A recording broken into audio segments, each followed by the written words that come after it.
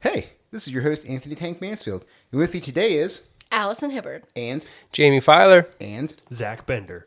And this is What You Into.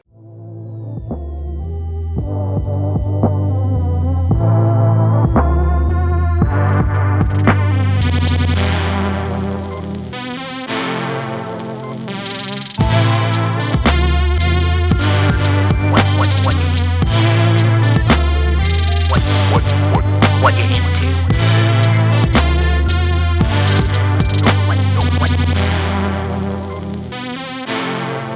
What you into? All right, we're back in the basement.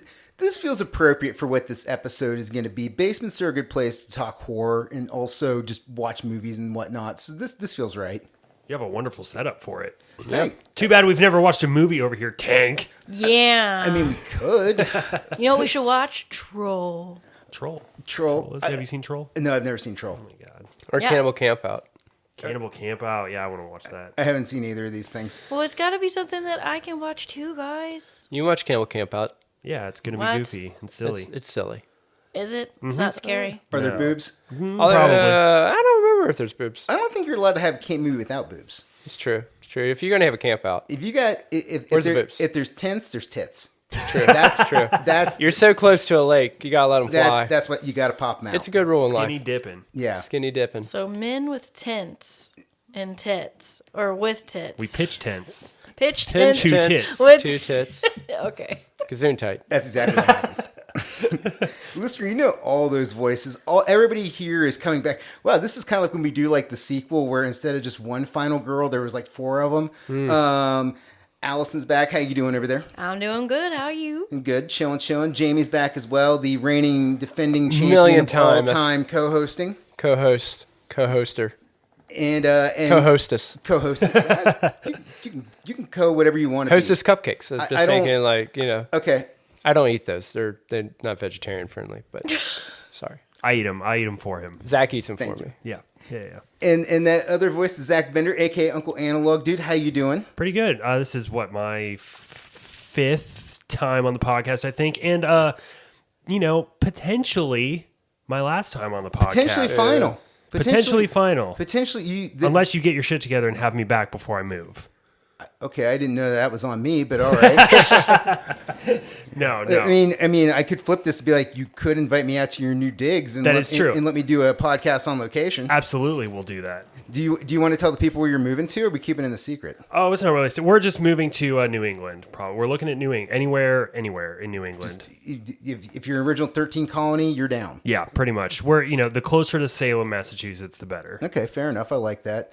I like New England. It's a cool spot. I especially like Maine. Like that's a very cool state, very chill state. Went up there the last time we were in Salem. The time before. Anyways, but we went up there to see Stephen King's house. Nice. And then we went to the Pet Cemetery, the one where they shot Gage's funeral, not the one where the dead cat comes back to life, and Gage. And then we also saw the Paul Bunyan statue from It Chapter 2, Nice. which was really cool. Very cool. And also Target, so took in all the sights. You've seen all the things. It was great. It was a good day trip. Well, look, before we jump in to talk HorrorHound today, let's just get plugs right out the way. Listener, find me at NeilToKnow1 on Instagram is where you can find my link tree. Jaimie's over there as well, at _Jaimie Filer. You can find Allison there as well, Nazilla _Drahib. Jabha. Damn it, I'm so close. I'm going to get it one of these days. And her link tree's there. And, of course, you can find Zach over there at Uncle _Analog. Right now, man, a lot of VHS tape stuff. Kind of where are you going with the IG right now? Oh man, I'm trying to wean off social media in a way. Can we talk about your Hot Boy photo shoot? Oh yeah, I did do a Hot Boy photo shoot. It was fun. My friend Derek is a fantastic special effects artist and budding photographer. He's only been shooting for like less than 6 months, and it's stupid how talented he is. But he did a shoot with my wife Alyssa, who's been on the show before. And I reached out to him and I was like, "Hey, let's do a Hot Boy shoot." So he came over to the house, which was really nice because Alyssa went to his studio to shoot, and so I got some pics pictures with like the collection and stuff like that, which is nice because it's all packed up now. Oh, bummer. Got a nice photo with my cat that I haven't posted yet. And then I had some like nostalgic 90s, like a windbreaker and stuff. And we went upstairs and shot in the theater and got some really, really cool stuff like popcorn buckets and killer clowns, handguns, and, all that stuff. So if you know what I'm talking about, then look me up and stare at how sexy I am. Now I need to go and do a deep dive on your Stud. page. Stud. Yeah, I look good in them. Well, Beautiful man. I mean, I will say, this is a buddy of mine went to a movie with me, and we were meeting Zach, and I think he only met Zach once before that, and he was like, well, do you know where he's sitting? And I was like, just look for the prettiest guy here. I was like, it's like he's freakishly tall, you can't miss him, and I'm like, it's like a weird, one of the weird movies we go see at the Esquire. I'm like, there's no one here as pretty as Zach. Like, if you want rugged, beautiful, like handsome guy, that's me. But if you want pretty, that's Zach. It's just the way it is. Like if I think you're a good-looking guy, Well, Jaimie. but I'm a rugged, good-looking. I'm like, But good-looking I've been punched in the nonetheless. face a lot.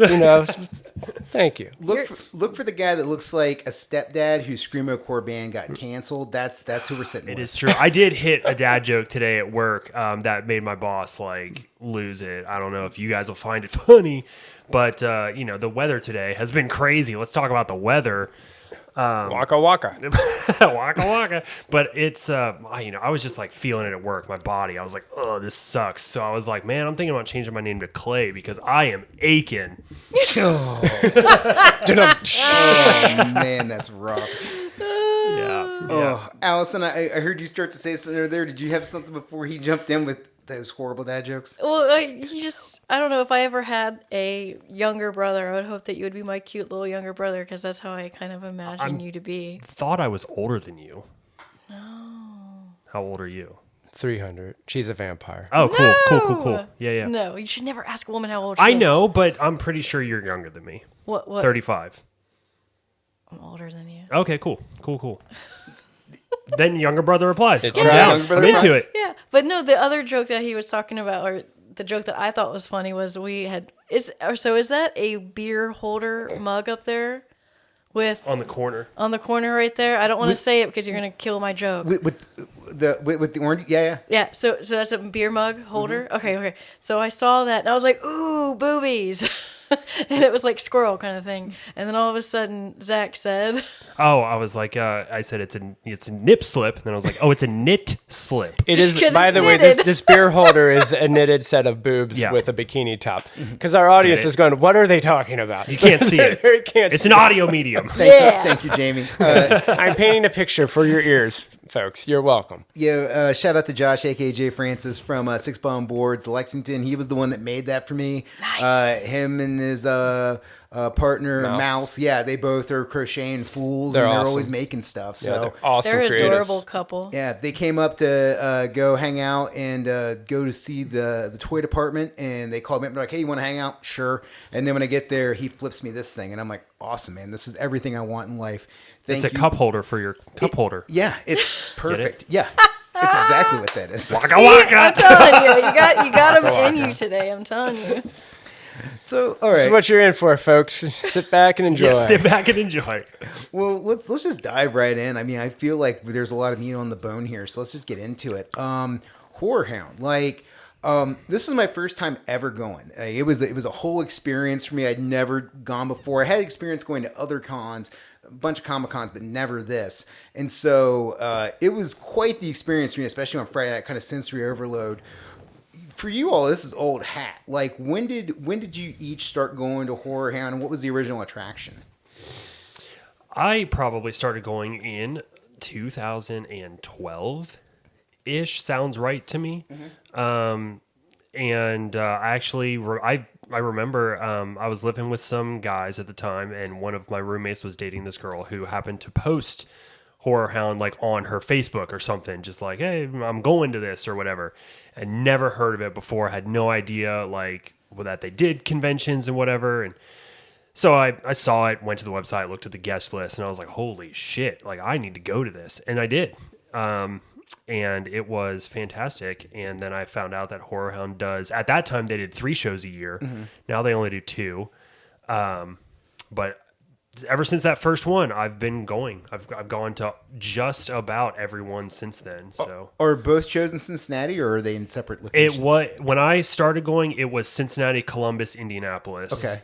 Then they changed it to Cincinnati, Indianapolis, and now, as of this year, I believe it's going to be just Cincinnati. Okay. Yeah, because they're doing the one in September in Cincinnati as well. Yes, and September was traditionally Indianapolis's show. Yeah. Okay. Interesting. Yeah. Cool. Yeah, for me it was 2013, like whenever I was on your first podcast episode for the autograph collecting. And that was, I had to go back and refer to my notes from then because I was like, oh man, I can't even remember when it was. Got them in here, even though you didn't bring them. Well, it's via Let's see. Google Drive. Always prepared. But yeah, 2013 was when it was for when I went. And it was a relatively similar story. I think I talked about it. I was starting with the Walking Dead, and I had seen some type of advertisement on Facebook about the Walking Dead cast coming to HorrorHound, and I had no idea. And it happened to be just at the Sharonville Convention Center where I had my college graduation and portfolio show, so it was quite convenient. And then I've been, I think, almost every year since. If I was out of town or on a business trip or something, I missed one, and then I did go to a couple in Indianapolis. Okay, cool. So the draw for you was the autograph seeking and the actors getting to meet them? I think it was because I think it has something to do with the kick of Walking Dead. Like I had mentioned before, I was first out on my own living with my ex, and I think it was the craze of getting into a show, like really liking it, even though I'm not as big of a horror fan because I do get quite scared. So I think because Walking Dead for me, even though it was quite gruesome, it had a lot of thrill and it had a lot of suspense and the drama aspect, kind of like a soap opera. And then it was relatively safe because it was on cable, so it didn't seem as far-fetched for me to watch. Yeah. But that was what got me in. I wasn't going seeking like autograph. It was more or less like, oh my God, I get to see these people in a show that I'm like obsessed about at the time. And then when I realized when I got there, it was a lot more than just horror. There were people there in different costumes that weren't just horror characters, but all over, and then different vendors that were fun and this and that and things that I was into. So it was just a convenient, and then the proximity, and then I guess of the time when it came to popularity. Yeah, I think The Walking Dead was like just such a crazy thing that crossed over from the world of horror out into the mainstream. It's kind of like the same way like Green Day did for punk bands or something like that, where it's like all of a sudden you have something that is bloody, there's headshots, there's people getting eaten alive, but for some reason mainstream America's like, I'm fucking with this, and it was huge. It was all over the place. It was. And it like really got people to come in and check horror out that never would have before seen what it is. It's a gateway drug. Yeah, Walking Dead was definitely a gateway drug for a lot of people, I think. Yeah, I think that was how Tank described it in the little written intro of the podcast episode. And then that too, I think had something to do with a lot of kids on that show too, because it wasn't just adults. Like, kids were getting their faces ripped off, and kids were zombies, trying to rip adult throats out. So it was like all the multi levels there. I mean, the opening scene, like to the pilot, is that thing where like Rick Grimes is, walking near like a gas station or wherever. It's like all those empty cars, and then that little zombie girl pops out in like the pink, and it's like, oh shit, like this is, this is a realistic world. Like they're not just going to be fighting adult zombies. Like there's kids. They're going to have to make moral decisions. Okay, I'm interested to see where this goes. And that little girl was at the convention. That's what I mean. That like, first one, yeah. And that was what was so cool, was that you had to look at all of it from different aspects, because I know it's not like a family show, but it kind of was a family show because, 100%. Like, what was it? Carl, the actor who played him, he had like a huge fan base with all these little teeny boppers at his table, and the girls were just fangirling over him with like, the little swoop Justin Bieber do. So that's what I mean. Like it kind of spanned across as a family function convention. Yeah, and it did have that Sunday night time slot too, which is a big thing. Sunday night seems to be like the last thing of like destination must watch TV. Like it's the same time that HBO always launches their stuff now. Game of Thrones. Yeah, Game of Thrones always House of comes out Dragon. on Sunday night. Yeah, House of Dragon.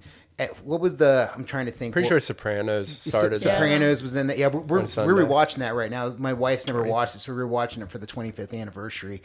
Oh, damn, that show rocks. Yeah. There's so much fucking unintentional comedy on that on Sopranos, and there's also so much intentional comedy. It's great. Every episode's hilarious. Alyssa started watching Sopranos, and it's funny because she has this really bad tendency where she watches like the first season of a show, and like, you know, usually a lot of times the first season of a show will kind of like sort of wrap up because maybe they're not always sure if they're going to get renewed or not. So like the end of season 1 of Sopranos is like they're all just sitting around at the table together after like all this stuff happens, and they're just like, you know, this it's family. We're family. And she stopped watching it, and she's like, well, everybody's fine. I don't want to keep watching it because like more shit's gonna happen and it's gonna get like worse. She like season 1 of Sopranos, season 1 of 6 Feet Under, season 1 of Gilmore Girls, all of it. And she's just like, no, I'm cool. They're happy. It's happy. Everybody lived happily ever after, and the dog never died. And it only took 12 episodes. Yeah, wrapped it up in a neat bow. Jaimie, what about you, man? When was the first time you went to horror prom, and what drug you in? Horror prom. I think I took you, didn't I? You did. Yeah. Ironically, I really missed an opportunity to be on the ground level of it. My ex-girlfriend in 2009, the place that she rented was a house, and the people that lived in the front of it were the people that actually owned and operated and started HorrorHound. And I always remember her being like, my neighbor or the people here are going to start this convention if you want to talk. And she knew, like, at that time I was doing comic books and stuff, and you know, like, if you want to meet them, and I was like, I'll meet them sooner or later, let's go eat pizza. And then I never met them, and I always am like, you dumb fucker, like, because now HorrorHound is one of the most hardest shows to get into, Exactly. if nay impossible to get into. But anyway, yeah, so that was when I first heard it, but for whatever reason, it just always fell, especially because in the convention season, there's like Lexington Comic-Con and things like that are always in March and always starting that, and the dates just never fell, so I just never got to go to it until actually Allison and I believe you took me to my first one in 2017, maybe? I think it was when we were dating, yeah. Yeah, we were dating, yeah. When we first started 2017, 2018. Mm-hmm. And loved it ever since. Nice. I think for me, I just had such a bad taste in my mouth from Comic-Cons forever that I was like, I don't want to pay for another thing that's Comic-Con, because especially now with the way Comic-Con works, it's like, good luck trying to sell any kind of art or a book there. Everything is just cosplay and autographs, and that's kind of it. And then there's a bunch of booths that are all selling the same shit. Like, that weirds me out about Comic-Con now, where like there'll be like multiple booths that are just like big t-shirt booths, and that's kind of all they got, but there's multiple of them. And there's been a few different times at Comic-Con where I'm like walking and I'm like, wait, did I see this booth? And then somebody's like, no, they just had the same shit like two rows back that way. It's like, okay, cool. Yeah, I get it now. So I was just always kind of like, I don't know if I want to do this. And then I talked to all of you, and you're like, this is great. You should come. And I was like, I'll check it out eventually. And so my wife was going out of town, and I was like, well, I'm free on this Friday night. I'm like, I'm going to get a ticket. I'm going to go. And I jumped in the car with you two and went, and was blown away. I had such a great time. It was such a cool experience. It was. I loved the way it was laid out. I loved the people watching, which we're going to talk about here in a little bit. Like, it was just a way fun con. Well, I was telling Jaimie afterwards that I think you picked the best day to go on a Friday. Friday's always the best day. And then also, I think because you lucked out with how they changed the entry this year, and I talked about that too, so they have like this little overhang area where you can hang out in like what do you call that? Like a velvet rope turnstile ride.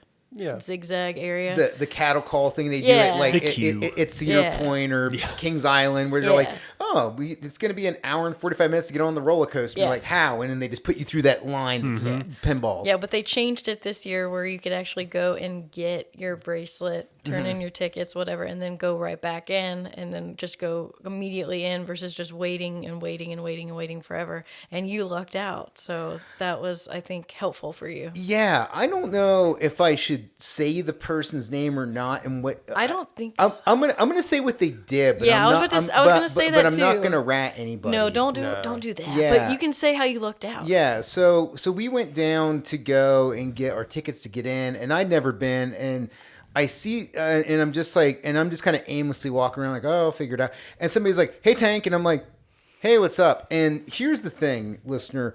I'm not good with names and faces at all. And oh, man, down. And it's okay, Jaimie, you're fine. Jamie's going to go off mic for a minute as he cleans up his spilled Dr. Wait, it's not Dr. Pibb. It's Dr. What, Allison, what is this thing? Oh, Dr. K. Yeah, upstairs underneath the sink. Dr. K. I love the fact that Jaimie's Dr. Pepper went to Guam to get his medical degree.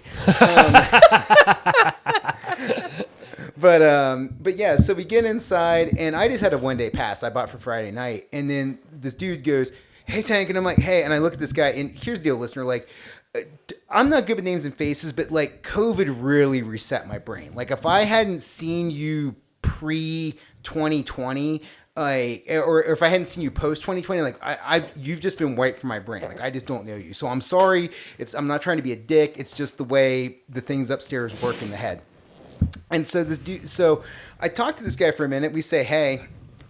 And then they put the thing on me, and as I'm walking away, he's like, by the way, it's a 3-day pass. Yep. And No, I'm it was like, early too. Yeah. It was early. Oh, you got an early entry. Yep, early entry. Yeah. And Nice. he's like, so if you want, you can just go around on him. I'm like, oh, I'm with these two, but thank you. And yeah, so I was just like, okay, I'm taking this as a sign that I'm supposed to be here right now. Yeah. That I just went from like a free, or I paid for a 1-day pass, and I bumped up into the highest level freebie I can ever get. Yep. So that's a sign. Nice. Yeah, I think it was. I think that's what I mean. I was telling Jaimie afterwards. I was like, you went on the best day. You went on a good year because they redid the entry, and then also you lucked out. Yeah. It was also the first year that Sharonville Convention Center had been expanded. That's Yeah. what I was gonna say too. Yeah, can we talk about that a little bit? Because Yeah, that the was something expansion. that all of you kept referencing throughout the weekend, like multiple times on Friday and Saturday. Each one of you at different points was like, "Oh my God, it's so much nicer, so much bigger. The aisles are wider, and it's so much easier to get the stuff." Like, what happened? What's the deal? So imagine, you were at the show, so you had the vendor area, right? All those people in there, and then you had you passed through those like doorways, and you went to where the celebrity row and the artists kind of were sort of tucked back.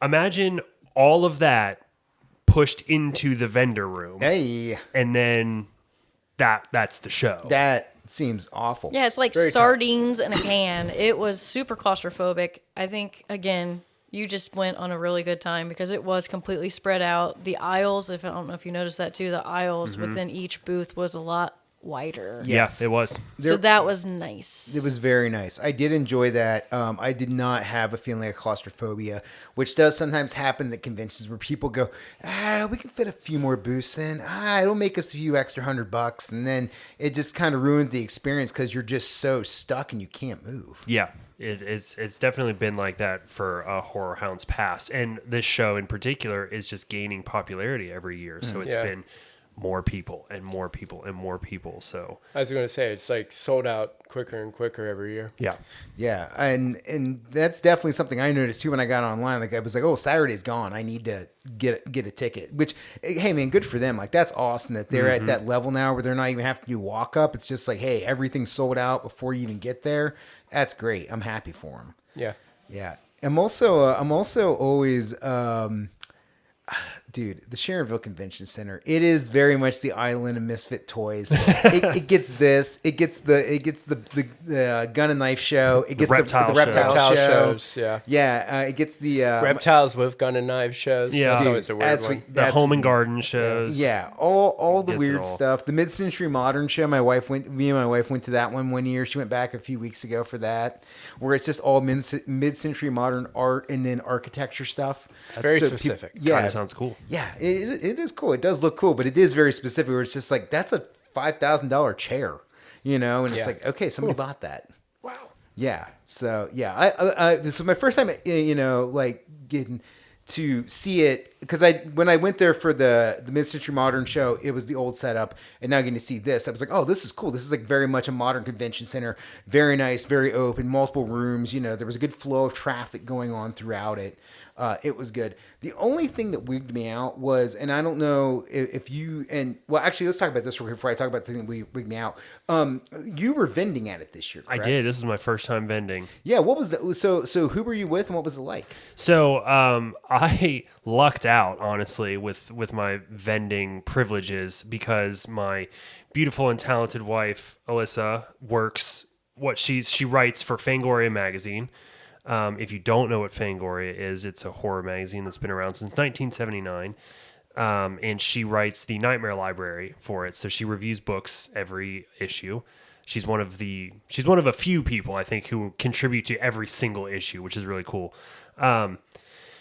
But the editor reached out to her and was like, "Hey, you're in Cincinnati, right?" And she's like, "Yeah." He's like, "You want to vend HorrorHound Cincinnati?" She's like, "Yeah." Yes, Can't believe it took you this long to ask, And he was like, "Yeah, cool. You and your husband can do it." And so we were hired on as agents, kind of like being a gig worker. Or I don't know what they call that. She has a name for it. But anyways, Freelancer? yes. See, Allison gets it. Yeah. She gets it. So we got hired on as like freelancers, and we had a couple meetings with some people from Fangoria over, to prep for it and everything. And then they sent us a bunch of merch in the mail, and we showed up and set up tables and had a place to sit for 3 days, which was really, really nice. Yeah. Oh, I bet. It's like the best thing ever at a con. It really Yeah. was. Like, oh, I can sit down and It was just watch great. this swarm of humanity. Yeah. That is the plus. When you have a booth, you have a chair. Having a chair is great. The downside of having a booth is you have to interact with people. Yeah. And Yes. and you get a lot of cool people, but you get a lot of not cool people. And Jaimie, you and I have both sit on this side of the table at a con. Sometimes I like to draw weird things. Yeah. Yeah, like, oh, thanks, buddy. What weird things? Yeah. Yeah. Tank and I, we have met humans. Yeah. People that exist. Yeah. No, there is that is the one bad thing about cons is you can be taken hostage by somebody very easily because I can't count. I mean, somebody's coming to a booth where I'm working and they're like, "Hey, are you into Attack on Titan?" And you're like, "No, not really." Yeah. So in Attack on Titan season 2, when Mishikaro was fighting the Titan, and then the Titan turned into another Titan, and then she turned into a bigger Titan, it's just like, what the fuck is happening right now? Like, what is this? And yeah, you're stuck and you can't go anywhere. We had a few of those at the show, which is obviously to be expected, but just about everybody was pretty cool though. So I think we lucked out with that as well. That is the plus side when you do get cool people that come up to chat with you. You're like, "Oh shit, you're into this," and then you get to like have really cool convos and make new friends. That is definitely the positive. And at side. least being at a horror convention, you always have something to fall back on. I asked a number of people, they'd come up and kind of talk, and then they'd still be kind of standing there, and I'd be like, "Well, what'd you watch recently?" Because that's what we're all there for anyways. Yep. Like, we watch horror movies. They're like, "We really like Nightmare on Elm Street." And then Zach looks at me and goes, "So have you seen Martyrs?" "Yeah, have you seen did you watch Blood Harvest?" They're like, "How about Child's Play?" No, Martyrs. Definitely Martyrs. Just All of it. I do think that you have like a good touch point though, is something like Fangoria, where like I think everybody that's into horror has at some point picked up an issue, and has leafed through it and seen it. We got so many people coming up and being like, "Oh, I used to read this when I was a kid. Oh, yeah. I've been collecting these since I was a kid. My mom used to buy this for me. Like my this, my that." Like, it's a very nostalgic. Especially you're a HorrorHound. Yeah. And if you are a certain age demographic, it is very, very nostalgic to remember being like at Kroger's and being like, that was one of the magazines on the top higher shelf and having to sneak it off. Yep. And, hope your mom didn't see you looking at the creepy pictures of the thing. Every time I went to the Colony Square Mall as a kid in Zanesville, Ohio, it was Fangoria, it was Electronic Gaming Monthly, and it was Wizard.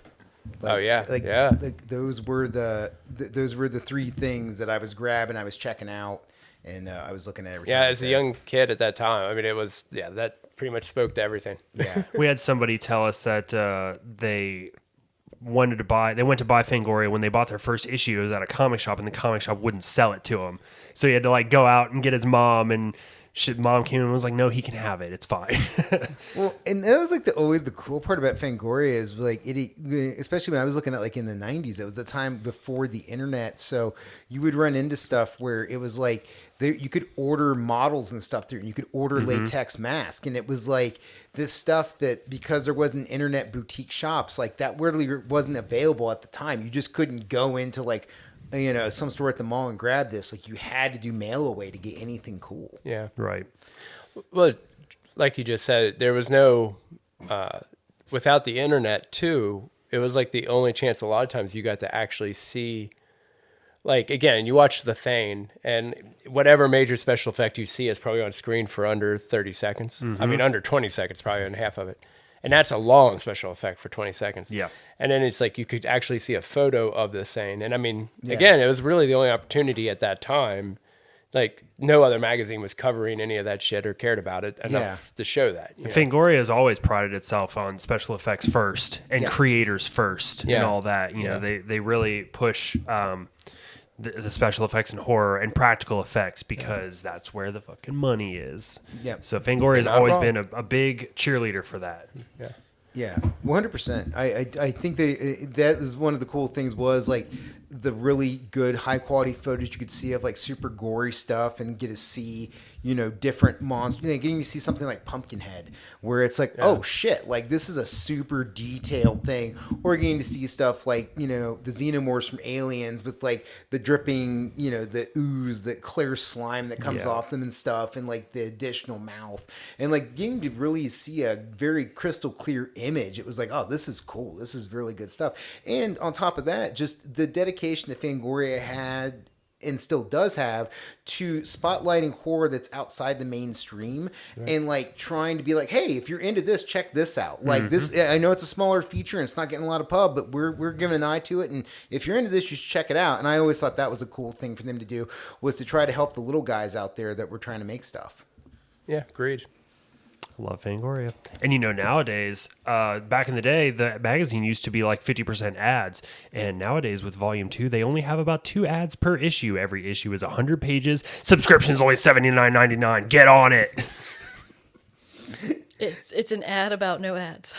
Yes, it is. It is indeed. You had to say that like 300 times a couple Yeah, weekends ago. now it's like locked in my brain. Please, now. Everybody I just talk subscription, to. please. Just subscribe. We're God running a special damn this it. weekend, 25% off. You basically get an issue I for subscribed. free. I mean, You I'm did. just Jaimie saying. did. Jaimie got a subscription. So one of the things I was blown away by when I went to HorrorHound this year was just like the booth layout of everything. I was just it was cool because like stuff made sense that was by each other, but then at the same time, everything was kind of its own unique thing. Do you guys see the same vendors every year, or do people switch out? How's this work? I see the majority of the same. However, I think new ones trickle in occasionally. Yeah, That's definitely. what I've noticed. Over time, over the years going, I have met and made friends with a number of vendors. And so it's always nice now to go to shows because I get to see my friends from like all over the country. I have friends in Chicago, friends in Kansas, like friends in a little bit north in Ohio, like a friend in California, and like we all gather at this show, and it's really nice to see everybody. So, but yeah, a lot of the same vendors will come. Like I have, my friends Joe and Janelle, and then they're always next to our friends Zach and Erica. Those two are just like, they're always booth buddies, and I think the promoter and the organizer like knows like, all right, these people are going to go together wherever they are. Cause it's like, no matter how many times the layout has changed, like those two, Atomic Cotton and 12 Gauge Score, are always right next to each other, which is always super great. It's always really fun. That's awesome. Dude, finding a good booth buddy is a big score. Yeah. Because being beside somebody who sucks as the booth buddy is no fun. Not at all. No, it is a bummer. Allison, is there like a booth that you look for every year? Is there somebody that you're always trying to see?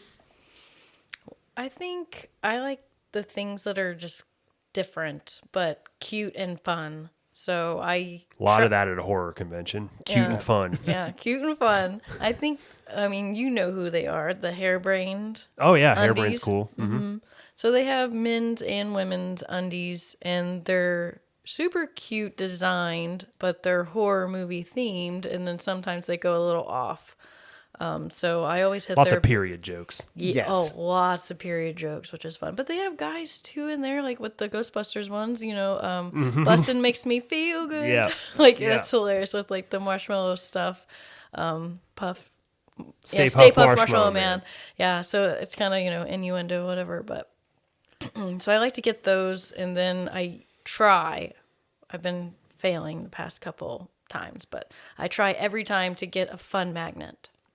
Because I love to collect magnets. You love magnets. I do. We don't have a refrigerator. We just have a giant metal thing covered in magnets. A magnet receptacle. It's like fucking ridiculous. You breathe by it, and things start hitting the ground. It's like, But no, I do try every year to. Those are my two that I try to hit every year. Those are good things to go for. Yeah. Jaimie, what about you? Do you have like a person you're always trying to see every year, or what are you looking at when you're? yeah, I looking mean, at there's there's all the movie guys that are selling the DVDs and Blu-rays. Unfortunately, this was the first year that there was these guys that used to come every year and sell bootlegs, and they weren't there. No, this year. I noticed So that too. Bummed. I know.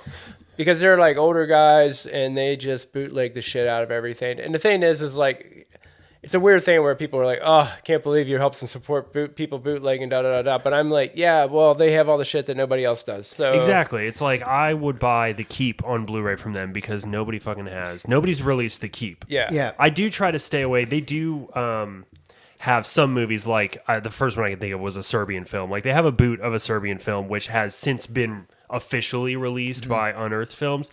So it's like in that case, I'll see it at the table and be like, okay, I know, and you know as well. Like this label has already put that out, so I would rather purchase from that label. But like anything like the old Disney movie Dr. Sin or Something Wicked This Way Comes. Well, there's a lot of like old 50s and 60s big like atomic monster movies and stuff like that. And a lot of that stuff, because it's in a weird domain where nobody arguably knows who owns it. Yeah. It'll never come out on a nice company. Companies don't want to touch that stuff because as soon as they put it out, someone else is going to go, oh, by the way, I own that. Now you owe me money. So no one wants to touch it. Yeah. And or there's like weird music, like, it's the Trick or Treat conundrum. Yeah. Like the movie Trick or Treat has like all this music from Kiss and Ozzy Osbourne and things like that. So nobody wants to touch that movie because they don't want to mess with the music. Right.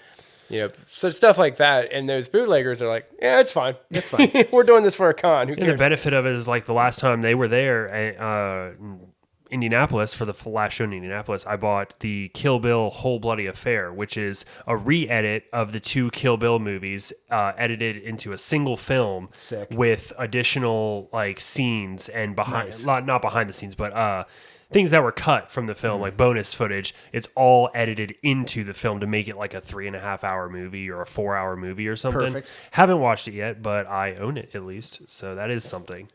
Yeah, but I like all the DVD and Blu-ray places. And then also, I usually, because I do a zine, my Rob's Video zine, I have a high interest in like critical thinking of movies. And I listen to a lot of podcasts about that. And I try to find zines and magazines and books from other eras that are not.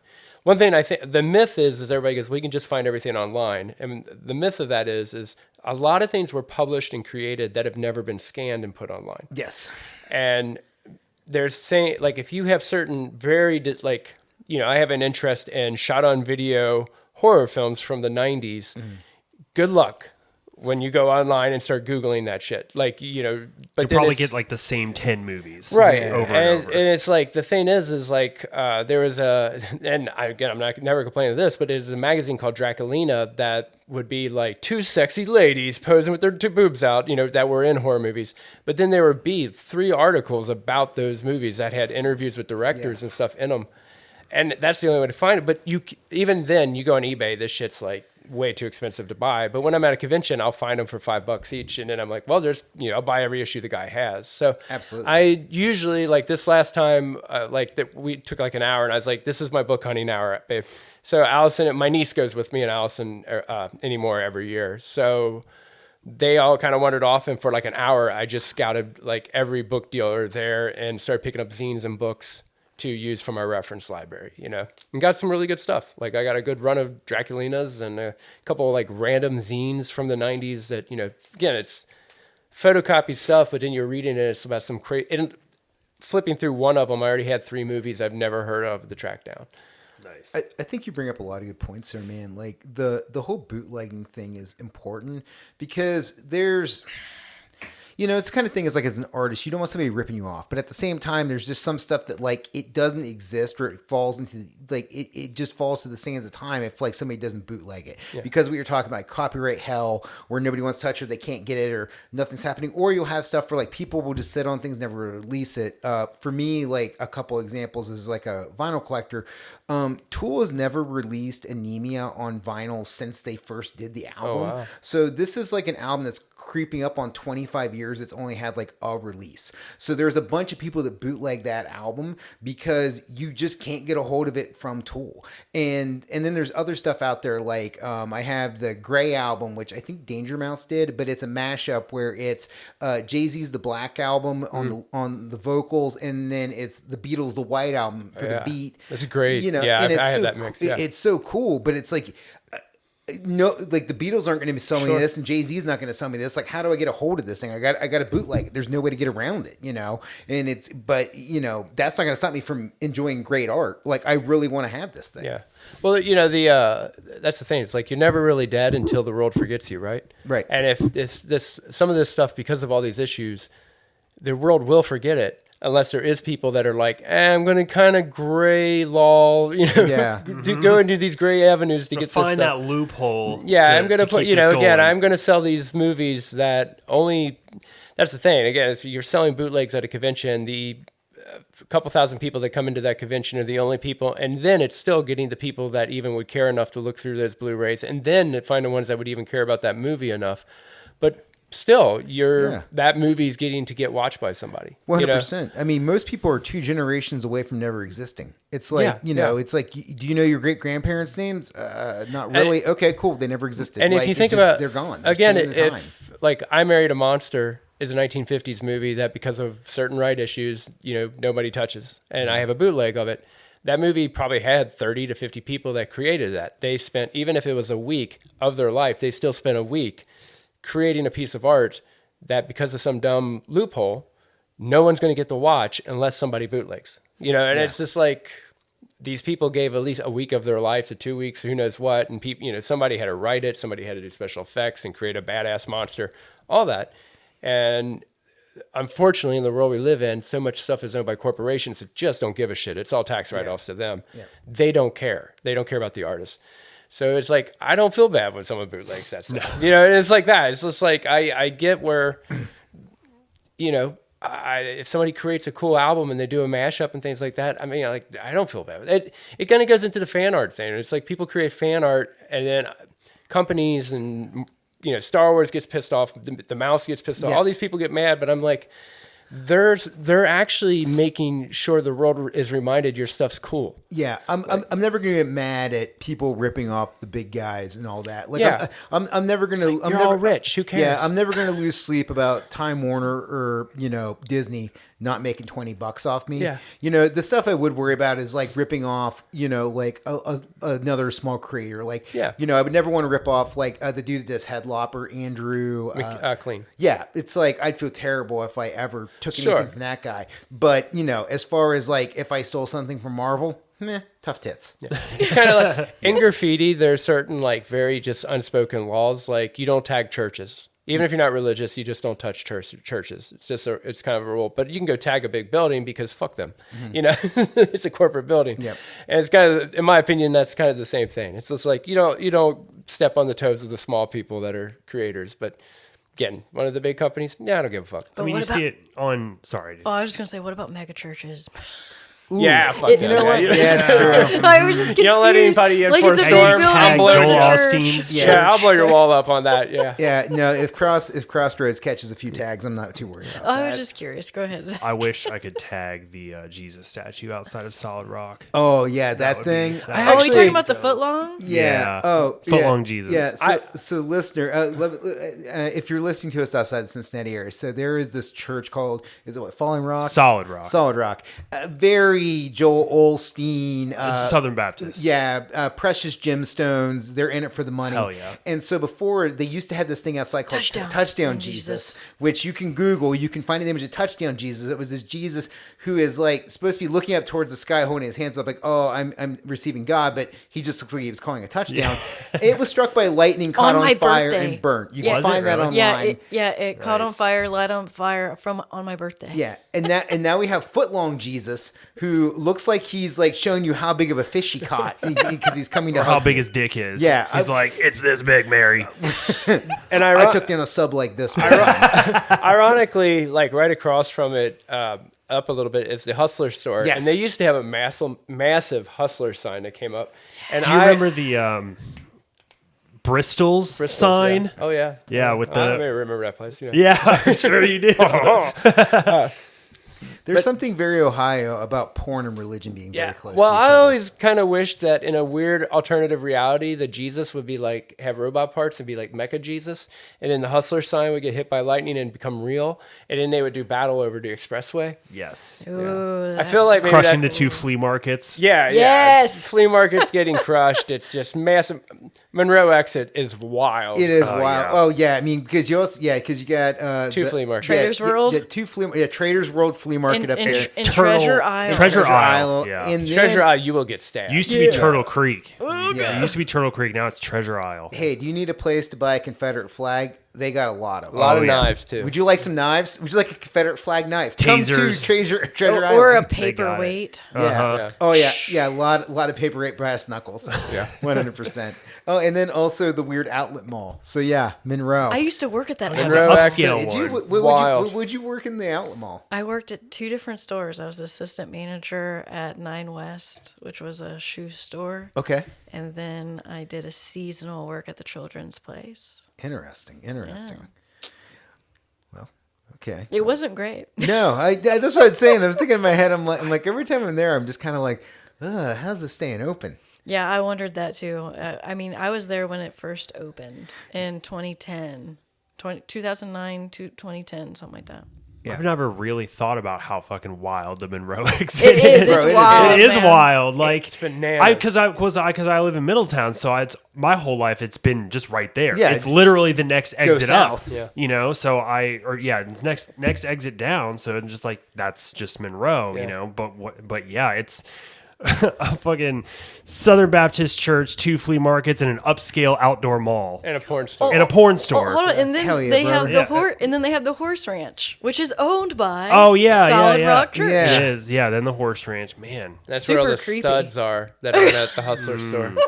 Listener, come down for Come to Horror- Monroe. Come down for HorrorHound weekend. Stay in Sharonville. Pop up on Sunday. Check out Monroe. It's a fucking wild party. Well, all right. Let's jump back into this real quick. So we were talking about the show is side quest. But let's go back to this real quick. You guys were talking about like finding DVDs and stuff at different booths. So, and I know both you guys are like very deep diving into the horror. Like, how do you determine like what do you look like? Do you put together a shopping list, or are you just like pleasantly surprised? Like, how do you know what you're looking for as you're going into it? Because you guys aren't doing the shit where it's like, oh yeah, I need to get like Friday the 13th Part 4, or I need to get like Texas Chainsaw Massacre. Like, you guys are deep diving stuff that you're hoping. I had to find. pick up Dard Divorce, you know, which is a German film. Well, I'm sure this goes for you too, but I keep up on like what's coming out, what's being released, and then I also kind of know what labels are going to be at the show, so I'm able to kind of track like, oh, they put this out in 3 months, it's going to be HorrorHound, I'll just wait for that. snag it there. So I did have a small list put together beforehand. I knew Unearthed Films was going to be there, so I had planned to pick up the August Underground trilogy, which I didn't actually end up getting. But I still bought from Unearthed. And then I knew Terror Vision was going to be there, and this was actually their first time at the show. So I was excited to look through their catalog. Vinegar Syndrome as well, I knew. But I went into this show. I will say went to Synapse and was surprised, shocked, because they put out The Convent on 4K. And I didn't know. And so that for me, that release, I was like, oh, fuck yeah, I love this movie. Picked it up. Yeah. And So snag, just like, yeah, it was just like this is snagged. I think Synapse puts out the best restorations of all the companies. Like they all do really well. But Synapse just like, they get it. Because it's one dude. Well, but to say, yeah, he is very Don. obsessive. Yeah, Don is very, very obsessive. So he is so meticulous with these movies, and he's a perfectionist. It seems like he's always at the shows too. He's behind the booth all the time.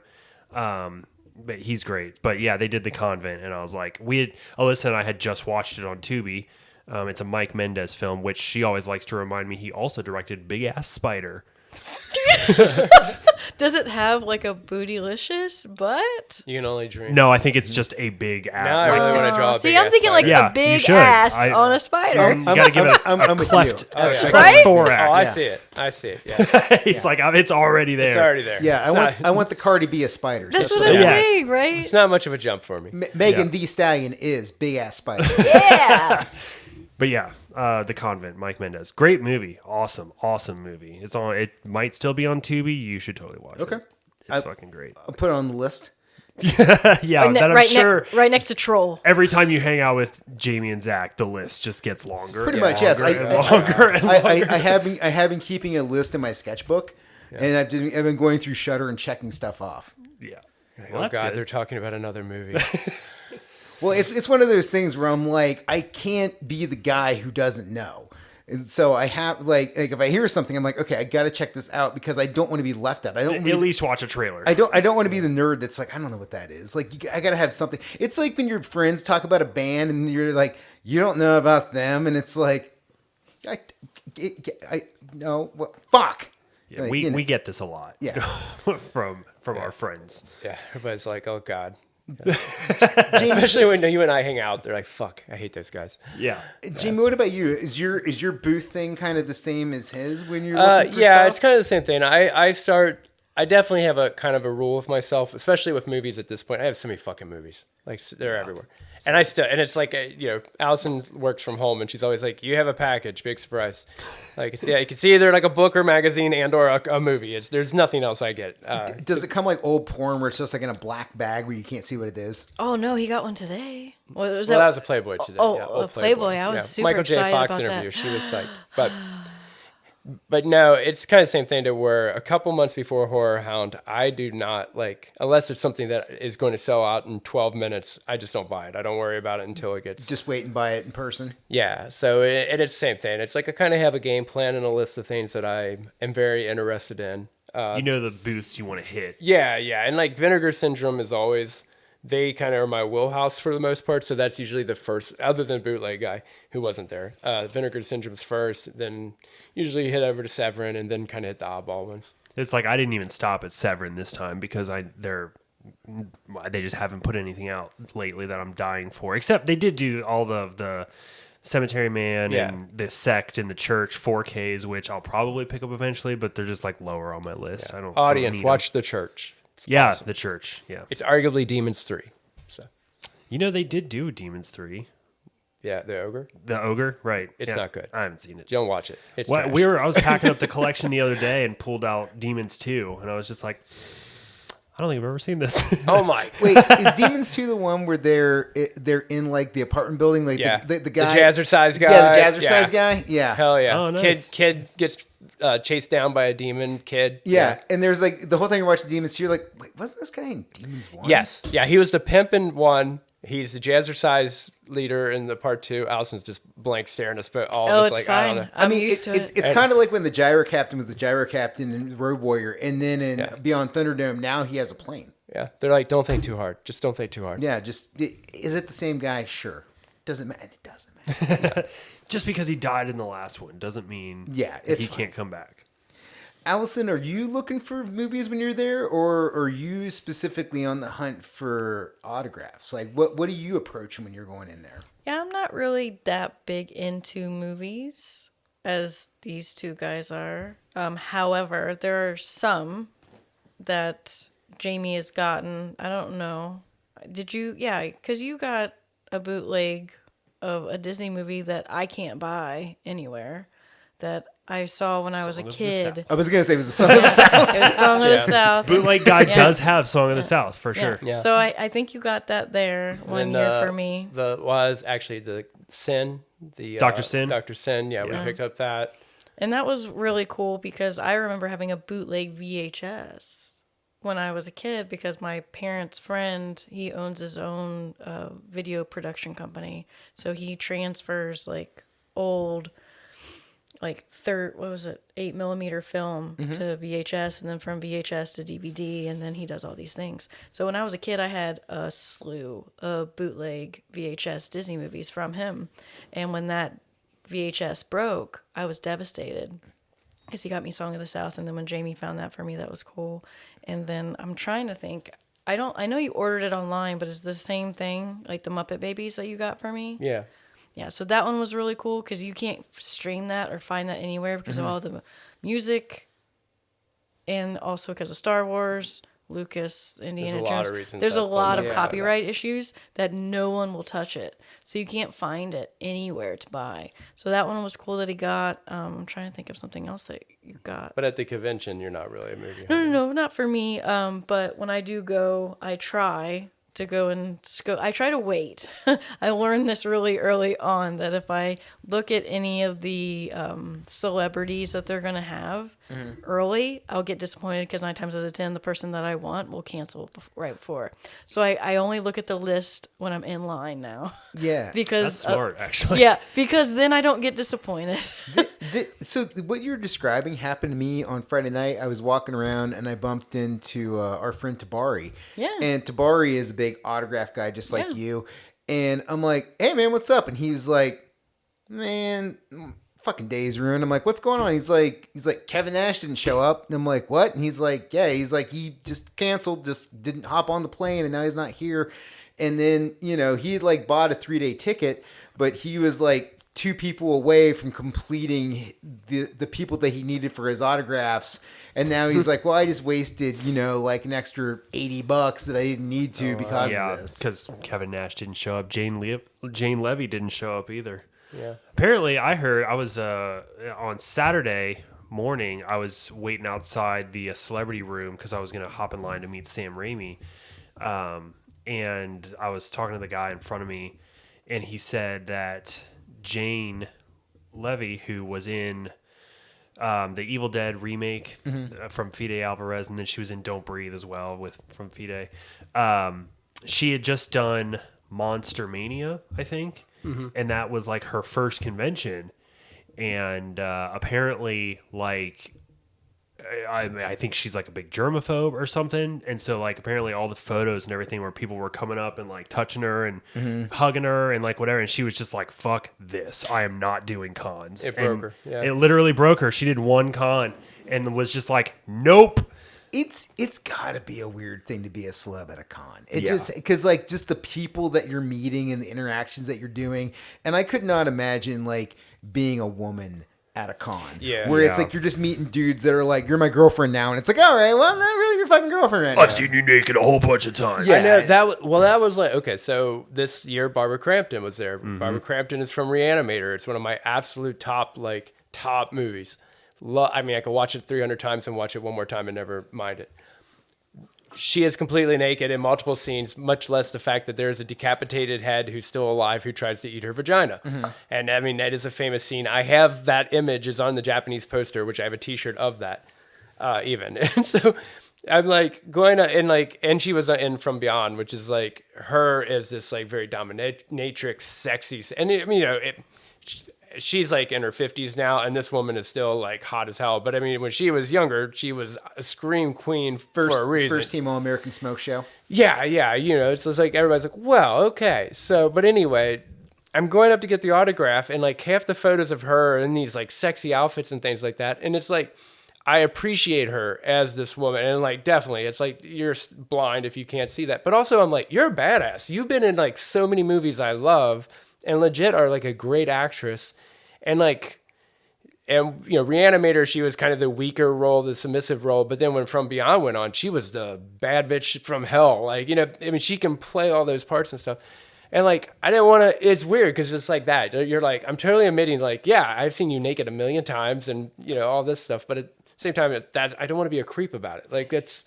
Well, and that's what sets us apart is that we're not creeps Yeah, you're about right. it. I guess you have a point. Like, there's probably a lot of There guys are like, total. boobs. There's. I'm sure that unfortunately, I'm sure that they get it all the time where dudes will come up and. Oh, yeah. I've jacked off you so many times. Well, bro. I mean, Yeah, maybe. it's just I hope they're not fucking saying that to their face, but like, you never know. What really gets me. There's some and creepy dudes out there. it's definitely something that like I think about now and try to avoid is like when you go to take the photo, you don't put your hand Yeah. on their waist, Right. Yeah. You put it on their shoulder. Yes. And I'm unfortunately guilty of that in the past, but out of like habit or whatever. But that's something that I pay attention to for sure. Is like you have to be respectful because it's the right thing to do. Damn it. Yeah, that's one of those things I fall into too, where like I've seen that from like pro wrestling fans and like getting pictures with like female wrestlers. I'm just like, fuck, don't be this guy. Yeah. Like it's not good. Like dudes that are like lining up like we're taking prom pictures, and it's like, dude, I get that you paid $50, but you don't get to do this. Like, come on, man, chill. Meanwhile, Allison's just pawing all over these dudes, just feeling the muscles. It's true. I've seen the ladies go after the dudes for sure. It's happened. I've seen it. I'm I've just never giving you grief done on it. I know. I was just thinking, like, I've seen it happen. It's funny you mentioned prom photos because I did have a friend who met Ethan Embry and she like forced him to take prom The prom photos photo? with him. I Yeah. love Ethan Embry. Yeah, he's great. He's I've so met great. him too. He's I really got nice. his autograph and photo for free. Nice. Because he was so nice. I think the celebrity thing it's interesting and weird and weirdly interesting all in the same time, where it's like trying to figure out who sits where and who does what. Because like I was just walking down the aisle and I'm like, holy shit. Like, that's Kane Hodder. He's just, like, on an end cap right now. And, oh, my God, there's Ken Foray from fucking Dawn of the Dead. And they're just, like, chilling. Just chilling. I didn't know they were going to be here. But then there's, like, a whole separate room where it's like, hey, here's Mick Foley. And here's Sam Raimi. And here's Juliette Eli Lewis. Roth. Yeah, and there's, like, 2 armed cops in here. And I'm just like, Yeah. okay, this is a different vibe. Yeah.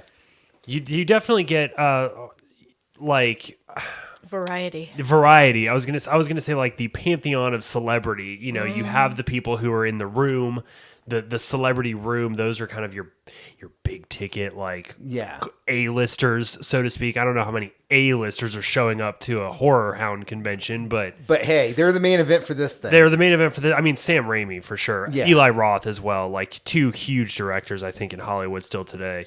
But then you have, like you said, Kane Hodder just like chilling. And now imagine, like I was saying at the beginning of the show, imagine that vendor or the celebrity aisle in the vendor room. So you've got sometimes you would have. Oh, they squeezed them Oh, in. yeah. Like I told you, sardines. I'm they telling would you. squeeze them. That seems You would have horrible. vendors and then like celebrities right next to them. Your Yeah. booth buddy could be Kane Hodder. Like, like, hey, what's up, Kane? yeah, It's really horrible though because their line would just Block take your over booth. your And booth. then your sales would be. Yeah. And we've dealt with this at comic book conventions, Yes. especially you if you have the guy who's drawing Spider-Man and you're kind of this just convention level artist. It's just like, oh, I'm gonna watch him do 300 things while I just hang out. Yeah. Yep. Yeah, 100%. Yeah, I've sat next to Goff Darrow, who's like, this literally a world famous artist, and he was nice as could be to me. But it was the most humbling thing ever because it was like watching one of the best artists alive draw next to you while you're like, I don't want to pick up a pencil out of ridiculous. Yeah. 100%. And his line, it was like every 5 minutes, he's like, oh, I got to sign this other piece, Hard Boiled with Frank Miller wrote it and I drew it. And I'm like, oh, well, I drew a picture. Fuck it. I'm going to light it on fire. Mm-hmm. Yeah, that Look at these definitely boobies happens. I drew. Yeah. Look, it's a butt. Yay. I'm not good at meeting celebrities, and you all got to witness this while we were there, because again, we went Friday night. I didn't know Ken Foray was going to be there. I love Dawn of the Dead. Jaimie, we did the entire awesome. George Romero episode.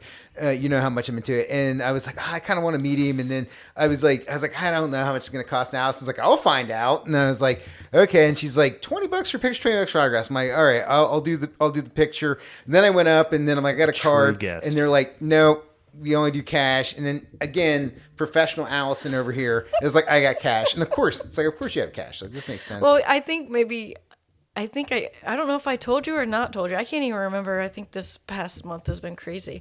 But no, it's more or less like you got to be prepared with cash. Yeah, no, this was the takeaway from this thing is Yeah. cash is king at the Yes, HorrorHound. it is. what I learned because taxes. Yeah. Right. Exactly. Yeah. So yeah, and of course, like whenever I meet famous people, I do the same thing every time. I am the Chris Farley sketch from Saturday Night Live where he meets, where he meets Paul McCartney from the Beatles, and it's like, remember you're in the Beatles? That was cool, and that was me meeting Kim Ferre. I was like, hey man, I love you and everything that you're in. I'm a huge fan of like Dawn of the Dead, like Night of the Living Dead, Dawn of the Dead, like that's my Star Wars trilogy. Like it's really cool. He's like, all right, man, cool. Yeah. And I'm like, all right, yeah, okay, well, here we are, okay, just all right, take the picture. All right, Hey, it's cool. I was like that my first show too. The first thing I did was meet Sid Haig, and I was just like, I don't know, you're Sid Haig, and he was just like, Yes, there you go. yes, I am. No kid. I was like, cool. Thank you. I had a decent experience though. My first con, I think that kind of helped me, like, I don't know, ease into it or at least be more comfortable because I ended up meeting James Duvall at that show, and then he was sharing a table. He was sharing a table, think about that, with Noah Hathaway, who was in Neverending Story. They had just done a movie together, so they were like kind of promoting it. But Yeah, anyways, he's also in Troll. Sorry. is he? Yeah. Nice. So I met James and I like ended up getting his autograph. But the cool thing was like, I was talking to him and we talked for like 20 minutes, 30 minutes. And we're like standing there, just like talking to James Duvall, hanging out. He was like showing us movie trailers on his phone. He was like, oh, look at this project I just did. Like, check this movie out. It's coming out and whatever. And that was really cool. And you don't really get that type of interaction often, but it still kind of helped to, like I said, just sort of just ease you in and make you comfortable. Yeah. And So that's my question. What are the pro tips here to not do what I do? Where I'm like, hey, that thing you do, you're good at it. Thanks. Like, how do you two approach this? You're actually having a conversation. You actually get like some information out of these people. Yeah, my go-to question is if I get an autograph. I don't know if that's something you want to do or not, but you can use it as an in. So usually they have a table full of 8x10s of movies or shows that they've been in, and you can either point at them if you don't want to get an autograph, or you can just pick your picture for your autograph. And that's how I use it, is when I have them sign it, I ask them, what was your favorite memory from filming this? And then that usually gets it started. then you get like some nice information and you actually can have a conversation and stuff. It's easier to like break into that and it makes the interaction kind of memorable for them in a way, at least, which is always fun to like. Well, I think it has them really think about pulling from the archives. Yeah. And then they start getting nostalgic about it. So, for instance, like this past one, I met the Egyptian princess from The Mummy. Her name is Patricia Velasquez, and she was a delight. I think she was right down. She was 2 tables down from us. 2 tables away from you guys. Beautiful woman. And beautiful one. I mean, she was beautiful then, and she's beautiful now. Yes, she is. So I thought when I picked, because I'm really picky about what picture I'm going to get to have them sign and autograph. So I went back and forth, and then I did, and they didn't have a full body one, and I mean up close, but they had a full body way back, which was no fun of her in her outfit. Allison's a perv. I'm not a perv. Had to get that naked picture. Yeah, I was just like, I want but that she had the body painted outfit on, and then she was all in gold glitter, so it was just from the waist up, which was kind of a bummer, but whatever. So I had her pick that, and I said, see what that was ass. your favorite memory from filming The Mummy? And she's like, oh, there's so many, and they always say that. That's what they start with. They're like, oh, there's so many, but then they do pick one. But 9 times out of 10, it's a behind-the-scene thing that wasn't really on set, if that makes sense. See, that's super cool. Like, that's the conversation I want to have. Yeah, so what she said was her favorite memory was how nice Rachel Weisz was and how sweet she was and how they're still friends to this day. I mean, come on. And so it's like when you start it like that, that's usually how I go with it.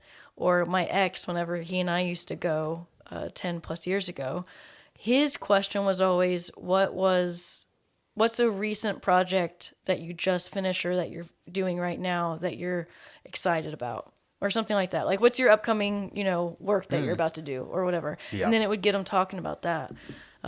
So it's more or less just asking them a question relating to rather than praising. Yeah. Because that's what they're going to get all day long is, Exactly. oh, I love you in this, I love you in this. And I've done that tons of times. I met Timothy Balm from Dead Alive, and I was just like fangirling the whole time. I was like, this is the best zombie movie ever. You're amazing. You're so funny. You're hilarious. And he was just like, cool, man. Thank you. Yeah.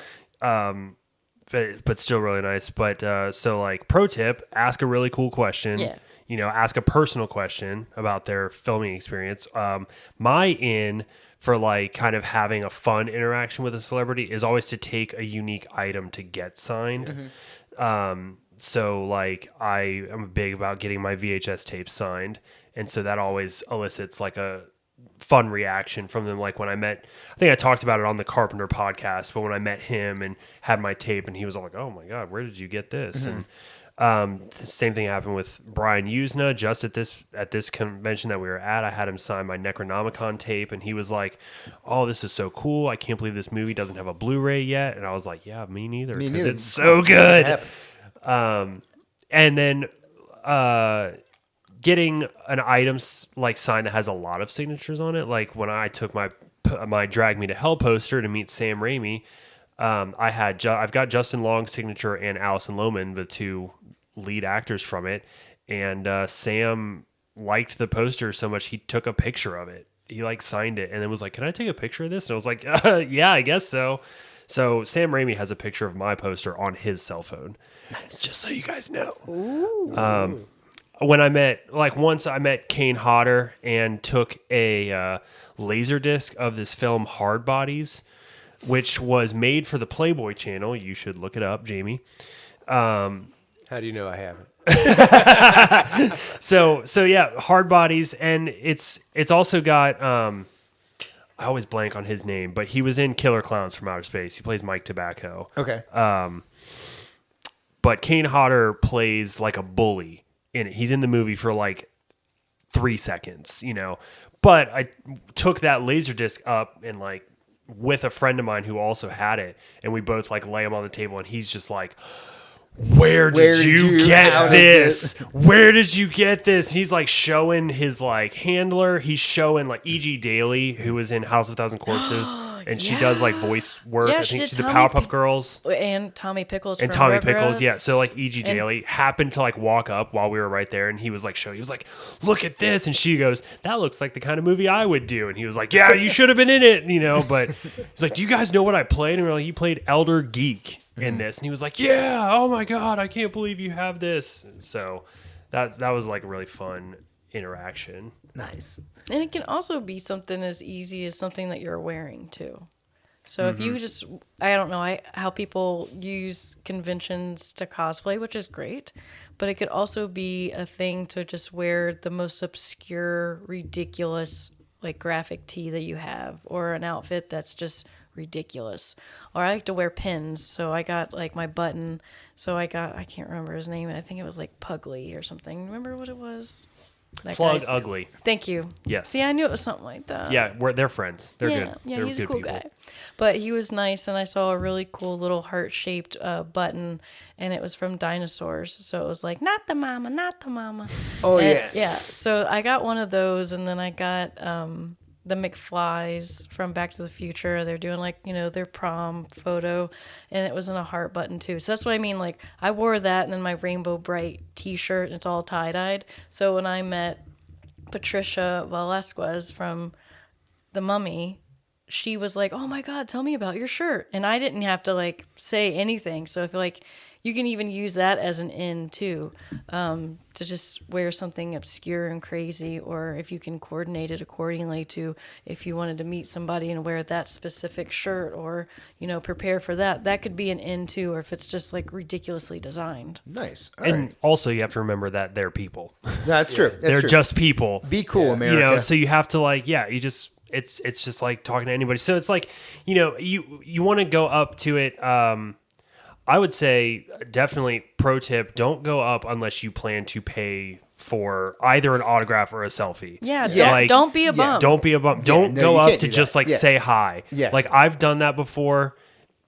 and they are just kind of like, Eh, aren't you gonna, yeah. and like my poor mom, the first time she went to the convention with me, she like went up and shook hands with like a couple people. Oh, no. And they like didn't buy anything. And like some people were like chill with it, but like Other people other were people like, were "Hey, like, do you hold not up." understand? Like she went up to he was in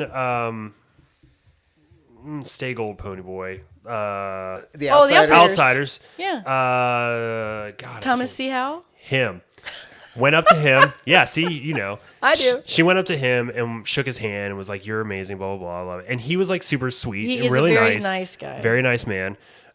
She like didn't buy anything. Well, then she like walked down the row to Henry Thomas from E.T. And I think C. Thomas Howell was maybe also in E.T. But anyway, Yeah, she he walks up to Henry Thomas and she's like, "Oh my gosh, I love blah, blah, blah. I love you in Legends of the Fall." And he's just like, "Oh yeah. I've got pictures right here on the table." Yeah. Pictures on the table. And, she's just like laughing and she's like, "Oh yeah. Well, anyways, you're just so great. And it's nice to meet you." And you could like see on his face that he was just like, "Are you going to fucking buy anything?" And it's like, He's calculating in the head how much money he's losing by the second. Yep. I mean, kind Yeah. of. Yeah. Kind of. Yeah. And so He's like, that was 50 cents. So definitely We're up to like $1. pro tip is like you don't want to meet anybody unless you are intentionally meeting them like Yes. for an autograph because that's what they're there for. They're there to do that. Hey, same thing if you're going to any kind of show. Like if you go to a pro wrestling show, same tip. Yes. Don't go to the table if you're not going to buy the t-shirt. It's their job. They're at their job. they're at their It's job. I will say, Tank, one thing maybe to think about too, if Let's all criticize Tank's approach. well, no, no, if we're that just giving becomes them a thing, tips. just a tip. One thing I have learned is like again, if it's somebody that I'm pretty much planning to definitely get an autograph of, and it's the week before. I'll get out like my slap stickers and draw a slap of the character they play. Oh, that's a good idea. Okay. Something an like artist. that. And again, it's a slap. It's a tiny little palm-sized it's like, drawing. here's a cool thing. This is Thanks for being cool. Maybe an hour and a half at this is my lunchtime at work, and whatever. And I've just learned that like a lot of times if I get an autograph or whatever, because I go up and just do the whole autograph thing. Hey, Yeah. thanks, blah blah blah. I'm like, hey, by the way, I just really appreciate, this movie. It meant a lot to me. I made a little fan art for you and hand it over to him. And I wait till I'm done with the interaction. At the very end. Yeah, because then it's not about like, hey, I'm giving you this. Can I get something free? Mm-hmm. I'm like, no, I paid for my shit. This is just something on the house. There's usually just such a warm feeling. A lot of the people get back. The guy that always stands out as the guy that I can't remember his name all of a sudden, but he was the voice performer for the Crypt Keeper. John Cassier. John Cassier. Cool. Yeah, like that dude like flipped his wig because I Yeah. did a picture of the Crypt Keeper. Nice. And he was like, oh my God. I mean, and also too, again, it's just like, I always view things like that as like, I throw that on my social media, that picture, I tag the person, things like that, It's something I can just throw on there for fun, and that it keeps my social media. They might see, yeah. Yeah, and then I get to hand it to them, and there's like a fun thing. The only time it was ever kind of like weird is I did the newer Trick or Treat, Sam, the little boy with the bag head, Quinn Lord. I got his autograph, and I had a little slap of Sam like sitting on a pumpkin, and I was like, hey, by the way, I'm a local artist, and like, hey, I just want to give you that. I was like, I love that movie. Like, it's a great movie, and Sam is awesome. And my niece is a mega Sam. Like, that is her. That's her Jason. Yeah. Nice. So it has a little bit more of like sweetness to it in that sense. And like you could see, he was like, well, hold on. I want to. He was like, signing my autograph, my picture. He's like, I'm gonna draw on this too, if it's okay. And I'm like, well, You don't got to do that. Yeah, I was like, oh, don't fuck up the draw. I was like, I don't know if you draw. That's a weird thing to do. So the poor guy, he was just like taking a Sharpie and kind of outlining the Sam on the picture. Oh, no. And like really trying to embellish it. It was very sweet because I'm like, hey, you don't have, like, I don't want anything extra. It's just, you're cool. Yeah. And I made something. And it's all, the only thing is it's funny because it's like, if you know me, I can draw, I draw very fast. That's what everybody always says. So it's not like if I draw something for someone, it is appreciation to them, but it's also like I didn't spend a week on this. Yeah. Like, this is literally my lunchtime. Yeah. Yeah, but they don't know that. Yeah, but it's just, and I was like, oh, it's okay, man. I just wanted to give you something because you're cool. But you have that skill. You're an artist. So if there is somebody, a little piece of fan art to hand over to him or something, gift. Draw cool stuff, ask questions. That's the take. And the last tip that I could give to is at the very end, because sometimes it's hard to like wrap it up, because either you're going to be in one or two situations. You're going to be the only one in line, or it's gonna be packed. Or it's going to be packed. So the easiest way that I found to wrap it up is to say, hey, it was really nice meeting you. Good luck. Have fun at the convention and safe travels home. Yeah. So that's how I always Checking wrap the it up. boxes. Yeah. So Checking it was the nice boxes. meeting you. Have fun at the convention. Safe travels I home. always say it's truly a pleasure to meet you. Yeah, I always just like, I hope you get laid. Solid lines. I mean, you can so tailor Amish. whatever you want to do and Yeah. whatever I said. I mean, I'm not saying with me. I'm just saying I hope you get laid. Like, it's not like being rude. You know? Whatever you're into, just I hope you get laid. Safe travels, good how fucking. You're just like Rodney Dangerfield from fucking Caddyshack. We're gonna get laid. It's like, all right, cool. Fuck yeah, I'm guys. I'm kidding. All right. Well, before we leave the booth, let me ask you this: do you guys ever deal with? I know we see a lot of the same kind of stuff where it's like, hey, there's movies, there's T-shirts, there's toys, but I did see some unique booths with things like latex mask and also marionettes. Do you guys ever mess with those or know people that are collecting those? Like, it just looked like really cool stuff. I have a small mask collection that will, hopefully slowly grow, but I don't think I've ever bought one at a convention though.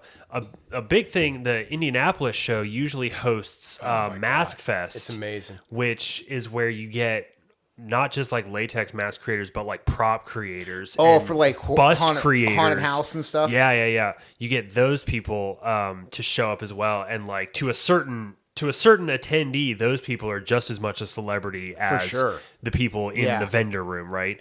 It's the it's the 1,000 fan theory. If you have 1,000 people to buy everything that you do, you can live a comfortable full-time job life. Right. So, Mask Fest would be something really cool. If I'm sure they'll bring it, it'll be the September show. It'll probably be in Cincinnati. You should go back for that. One booth, I guess, that I noticed this year Alyssa saw it. But did you guys see the chocolate lady? She was. Yeah, did you not see the chocolate lady? You all told me about this, and I still couldn't I find it. didn't Oh my fucking god! find So it. she was like literally right across from Kane Hodder. Like how Kane Hodder was on that end cap. Yep. She was like catty corner from Kane. And she was selling horror chocolate. She was selling molded chocolate that she painted to look like severed fingers. Oh, cool. And like she had full chocolate skulls that were painted and embellished, and then she had like femurs and leg bones and like suckers and bats and pumpkins, and like this woman fucking showed up. Like her booth was incredible. And we like checked on her a couple times because like we bought chocolate from her a couple times. And by Sunday, she was almost sold out. Wow. And both Alyssa and I were like, hell yes. Like, go you. Nice. Because that just had to have taken so much time. a labor of love. Yeah. I liked your buddy Hamilton's booth. That dude had an Hamilton's awesome. amazing. That dude's booth was awesome. Like so much cool handmade stuff. And then I bought a bunch of stuff from I forget the name of it. They were from New Jersey, but it was this woman that was running a booth where they 3D printed Buddhas, but like the Buddhas were Leatherface and like Jason and the Xenomorph from Predator. They also had like MF Doom stuff there. Like had like a full on mask. Ended up buying a ring from them of MF Doom. Yeah, wasn't that in the tattoo room? Yeah. Yeah, And that was cool. Yeah, the tattoo room. That was also like a thing where I was just like, people are getting tattooed here. It was like, yes. And then we ran into our mutual friend Sammy. Sammy from the old Rockstar shows, and his girlfriend with the green, or now wife with the green hair. I ran into them. I was like, "Hey, what's up?" And then they were like, "We're trying to get tattooed." And I was like, "Okay, cool." Nice They're on a time sensitive agenda. Yeah, they were like, "Have you seen the tattoo people?" I'm like, "Nah, I don't know." And they were like, "All right, that's where we're heading." I'm like, "All right." And then I bumped into them later, and sure enough, she got tattooed there. And I was like, "What was that like?" She was like, I've been tattooed at a con. Yeah, what's that like? It's really cool. I actually got my back worked on at a show because my friend, my artist, Jessie, she's part of that Ink. Group? Yeah, Gang? that group. It's Ink's Empire something. I can't remember. God damn it. Anyways, she is part of that collective. She wasn't at this particular show because she was in Florida with her family, and then they went to where did WrestleMania? Philadelphia this year. Yeah, then did you hear about the WWE con they were doing in the week leading up to WrestleMania? Yeah, they usually do a big... they do a huge like week long thing. Yeah. Well, apparently, I was talking to Jesse's husband, Nick, who was my former bandmate, he was saying that they organized a convention. It's like the first Yeah. WWE sponsored convention, I guess, that they've ever really done. But anyways, she got to tattoo at that show. Oh, cool. Oh, wow. So they That's went awesome. to that instead of HorrorHound, obviously, okay, cool. and then went to WrestleMania that on Sunday. I think they went to day 2, or Nick took his son to day 2. All right, cool. But yeah, so I got tattooed. I got my back worked on, and it is interesting. Like, you were just kind of there in public getting. I'm just sitting there I mean, shirtless. it's like a getting- tattoo convention. Yeah, You know, it's really, like I've also done that. pretty much set up. Yeah. Are you talking to people other than your artists? Like, are you talking to people as they pass by, or you just kind of Not really. I mean, I was face down, obviously, for this, that time. But somebody, I don't know, I can't remember the actor's name, but a guy from Nightmare on Elm Street Part 2 I think his name's Robert something, maybe. He was at that show, and for whatever reason, he wandered into the tattoo room and watched me get tattooed for a little bit. Really? Just a little bit, not an uncomfortable amount of wasn't time. creep and wasn't like No, yeah, it wasn't a creep. I have a massive tattoo on my back, so it's and it's a naked lady, so people want to see it. How could they not? How could they not? Exactly.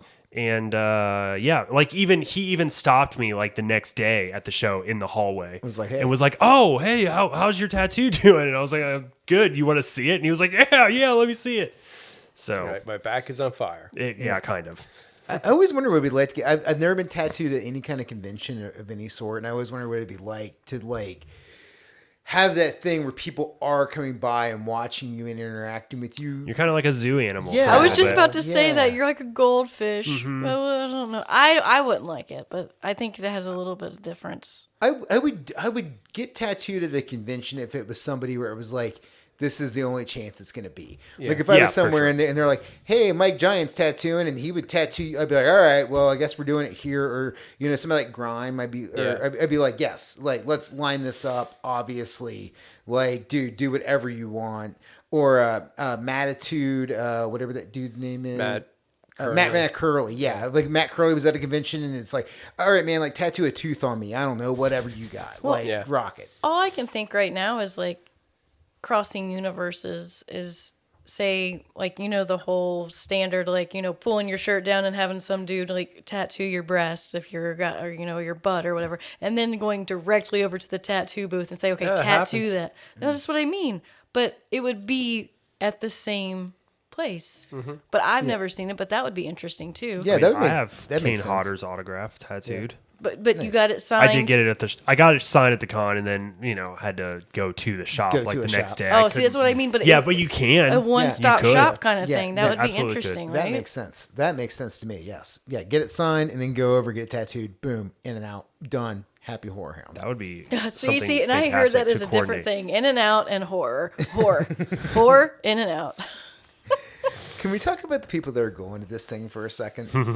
People watching? Dude, the people watching. Ooh, it's prime. And it's prime between is. It's prime between both cosplay and just regular humans. Yep. One of the things that I love the most about this was the number of people I saw in Ohio State hoodies. I love the fact that Ohio is so ridiculously football that it's like, am I at a horror convention? Yes. Yep. Am I still rocking a college football sweatshirt? Goddamn right I am. It's nuts. I saw this on multiple people, and I was just blown away by this because the majority of the crowd is black t-shirt, some kind of movie, or cosplay. But nope, we're in the Midwest. Football gonna football. It's always fun seeing the patchwork of people that show up to the con because we all have this one thing in common. We have a touch point. Yeah, we have a touch point, but it's in a lot of cases, or in some cases, this might be our only touch point. For sure it is. Yes. Yeah, true. And the spectrum of that touch point is quite wide. Yeah. It is a wide touch point. Yes. Yeah. The amount of people that come up and want to talk about movies, but then they only talk about mainstream horror. Or, they only I know that it wasn't at the con, but people I work with are they say they're horror fans, but they only watch new horror movies. And I'm like, but what about all the other stuff? I tried to get them to watch an 80s horror movie once, and she was like, no, I just couldn't do it. I'm like, what do you mean you can't fucking do it? It's a great movie. Yeah. Did you guys see, speaking of people and people at the shows and people watching, did you happen to catch the guy who is just like hairy head to toe, and he was walking around without his shirt on and the mask on for a while. No, but What mask? What mask? It was a Jason mask, maybe. No. You didn't catch him? Harry Jason? No. I didn't Oh see man! No. So this dude So it was shows like up. a Bear Jason. Bear Jason. Season Bear? But this dude Oh, shows up to that's a like weird kink that every you might have. show. I've seen him before, and he always like wanders around. He wears the exact same outfit: blue coat, blue jeans, and occasionally he just takes his shirt off and puts a mask on, and then just walks around, and he is practically Bigfoot. I Yeah. mean, just Oh, Bigfoot Jason. Yeah. That's a hell of a movie. Yeah, That's the Bigfoot- sequel we haven't thought of. Bigfoot versus Jason, or Yes, all yeah, of this above. okay, Yeah. cool.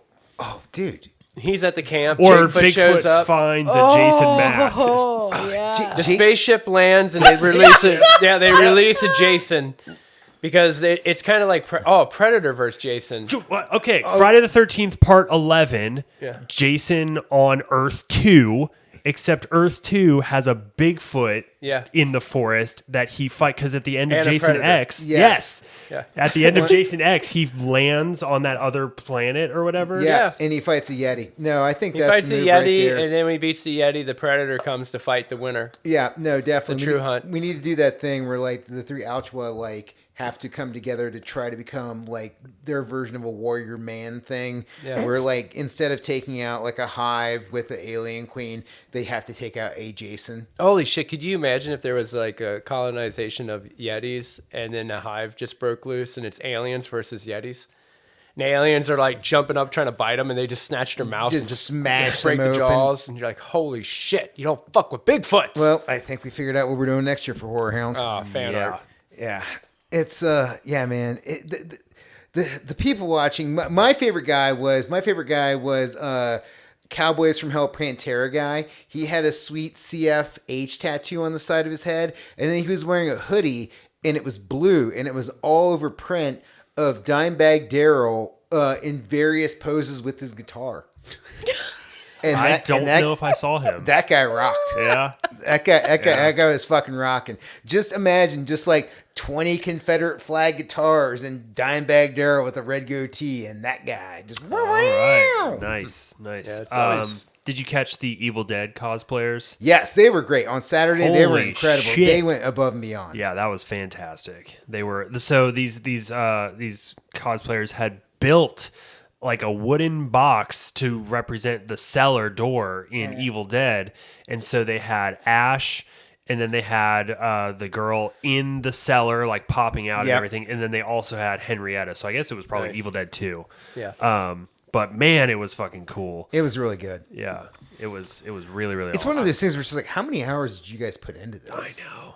Or have you seen the Creature of the Night Studios guys? They're the ones that do the big paper mache heads. They were walking around as Pinhead at this con. Yeah, they usually do Captain Spaulding. Yeah, usually have Spaulding and Otis. They've done two Pennywises before. Right. I have a photo with them with two Pennywises.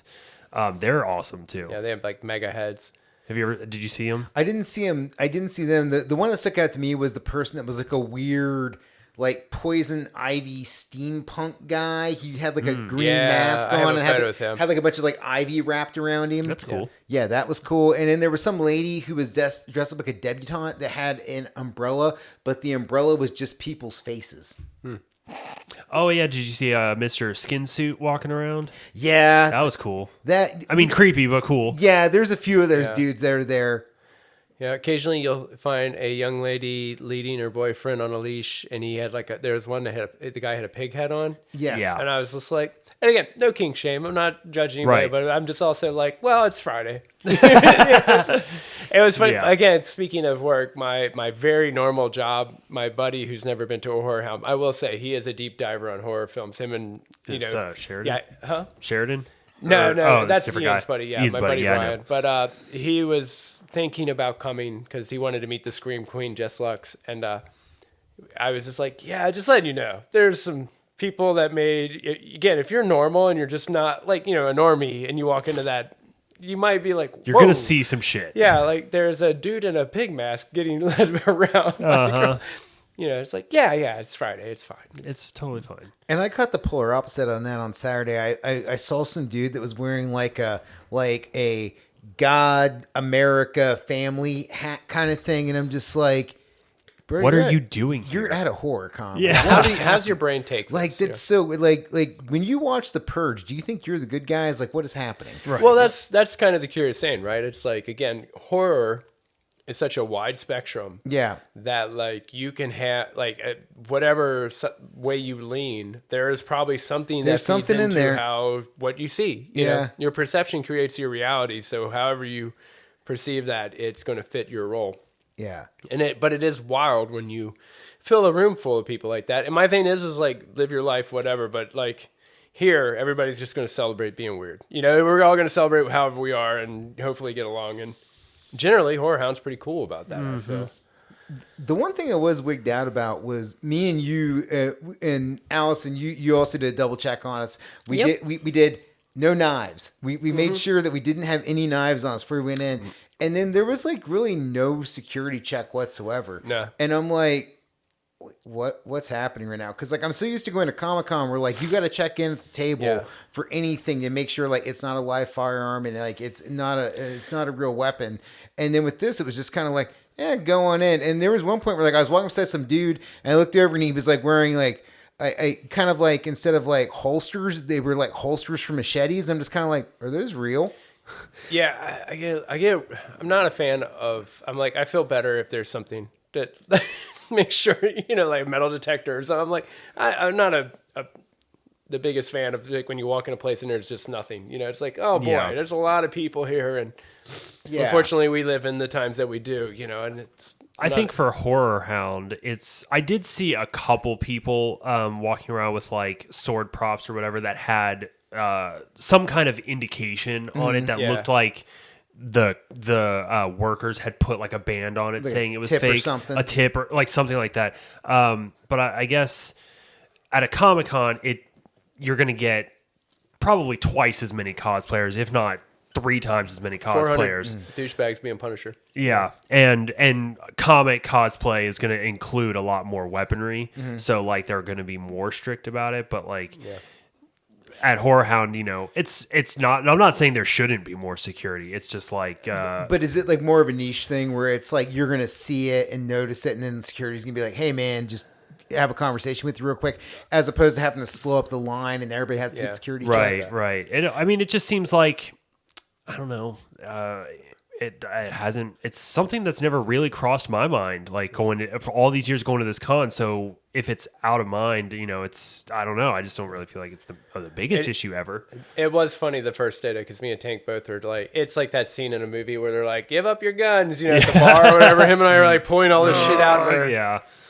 car. Like, oh yeah, I forgot. I have this one and that one. You know? Yeah, and, We're small armories, people. That's and I'm just so used to like at this point, like anytime I go to like any mass gathering event, I just know that I'm gonna have to go through some type of security. Yeah, get wanded. So whether it's like if I'm going to something like a show at the Brady Center or Megacorp or Bogarts, I know I'm going to get wanded. If I go to like a Reds game, if I go to like an FCC game, I know I'm going through a metal detector, so, you know, and even like Comic-Con downtown, you know, like I said, with like the station of like, hey, if you got any kind of prop, any kind of cosplay thing, you got to come see us before you go into the main thing. So when I just came through clear, I was like, okay, it's a little different. Like, all right. Like, I always tell the story that I was helping a friend at the Javits Center in New York at New York Comic Con.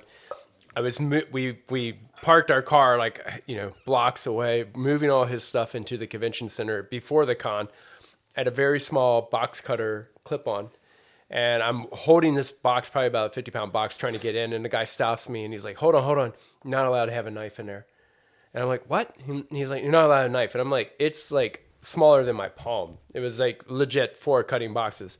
And he's like, well, you're not allowed to have that. Take it back to your car. And I was like, I'm not going back to my car. You can pick it out of my pocket. I mean, I can't touch it because I'm holding this box. You can pick it out of my pocket and throw it in the garbage. And he's like, well, I don't want to do it. And I'm like, throw it in the garbage because I'm not walking back. So the guy does. I go on. I'm like, fucking idiot. And then go do my thing. 2 hours later, I'm walking through this convention. There's people selling swords, live swords. Yeah. And I'm like, we're worried about a box cutter. So, you know, there's some silliness to, it's amazing sometimes how people think of things like that. Listener, I want to consider you a friend of mine, and I'm going to give you a friend tip right now. If you're ever near a venue where you know there's security that checks people for stuff coming in, check the flower planters around the venue, and you will find knives. Yeah, you'll get a good knife out of that. I've done this multiple times. If I have a knife on me and I end up going to a show, I'm like, oh shit, I forgot I had a knife on me. I just always go and I find a flower planter, and then I just like move some soil. I dump my knife in, and then I just scoop the soil on top, let it chill, come back in 4 hours after the show, get my knife. Yeah, Genius. I've never thought of that. It I don't carry sounds about knives right. though, so Yeah.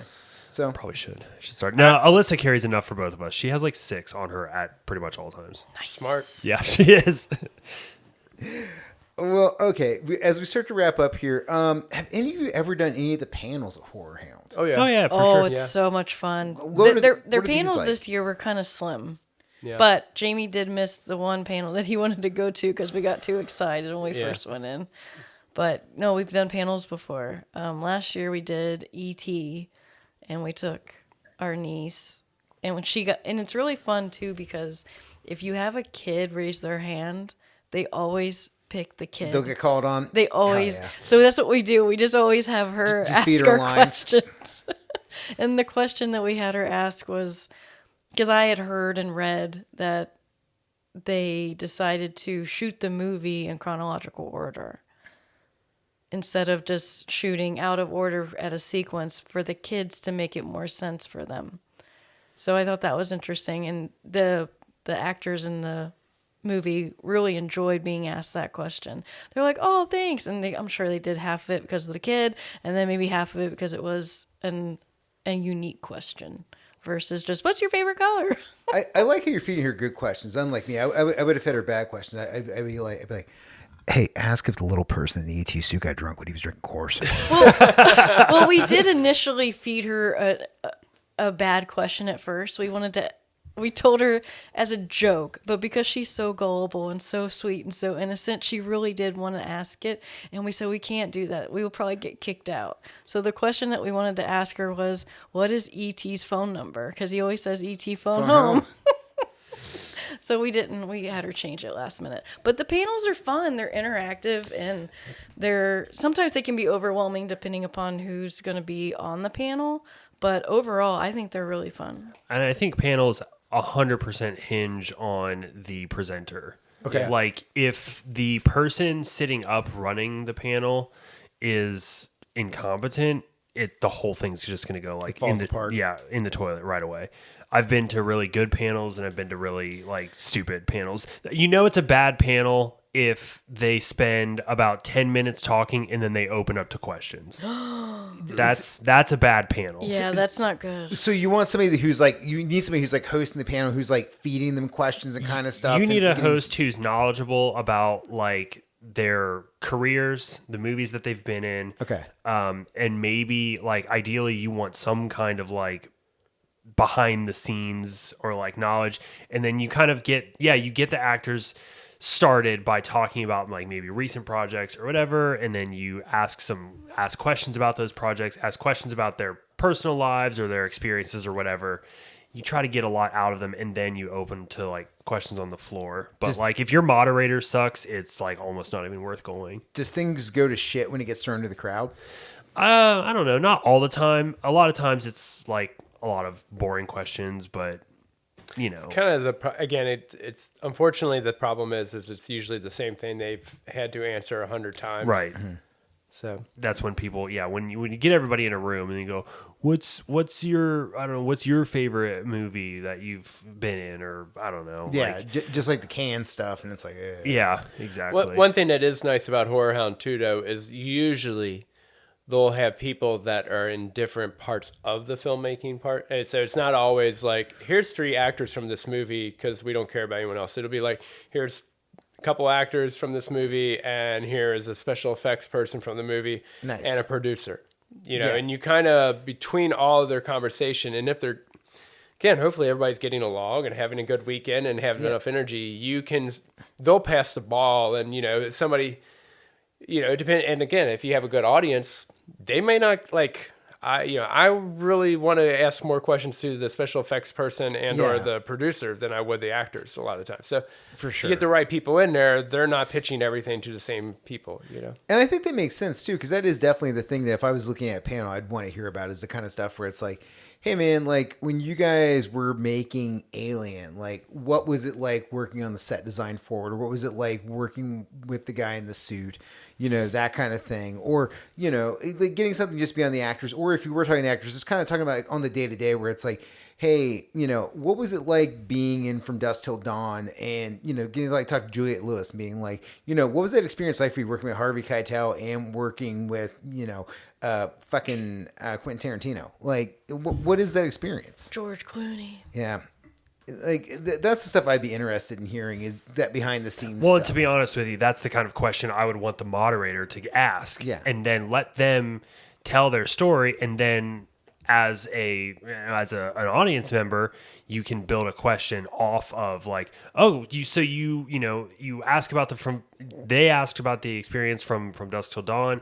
She like spins a web about what it was like, and then you can go, oh, you mentioned X. Mm-hmm. You know, here's my question about that. Like that's how a panel should go. Yeah. I mean, I remember my favorite panel experience was, again, when I met Timothy Baum, that one convention. My friend Christy did a panel with him, and it was just him. So it was kind of like intimate. It was a little bit of a smaller crowd, but she is like hella knowledgeable, knows all kinds of stuff. So she was a really, really good moderator. But I do remember asking him about Dead Alive, because in that movie, I don't know if you know, but it's a Peter Jackson movie. I kick ass for the Lord. Yeah, I Yeah. kick ass for the Lord. Yeah. The amazing lawnmower scene. Yeah, one of the goriest movies, if not still the goriest movie ever.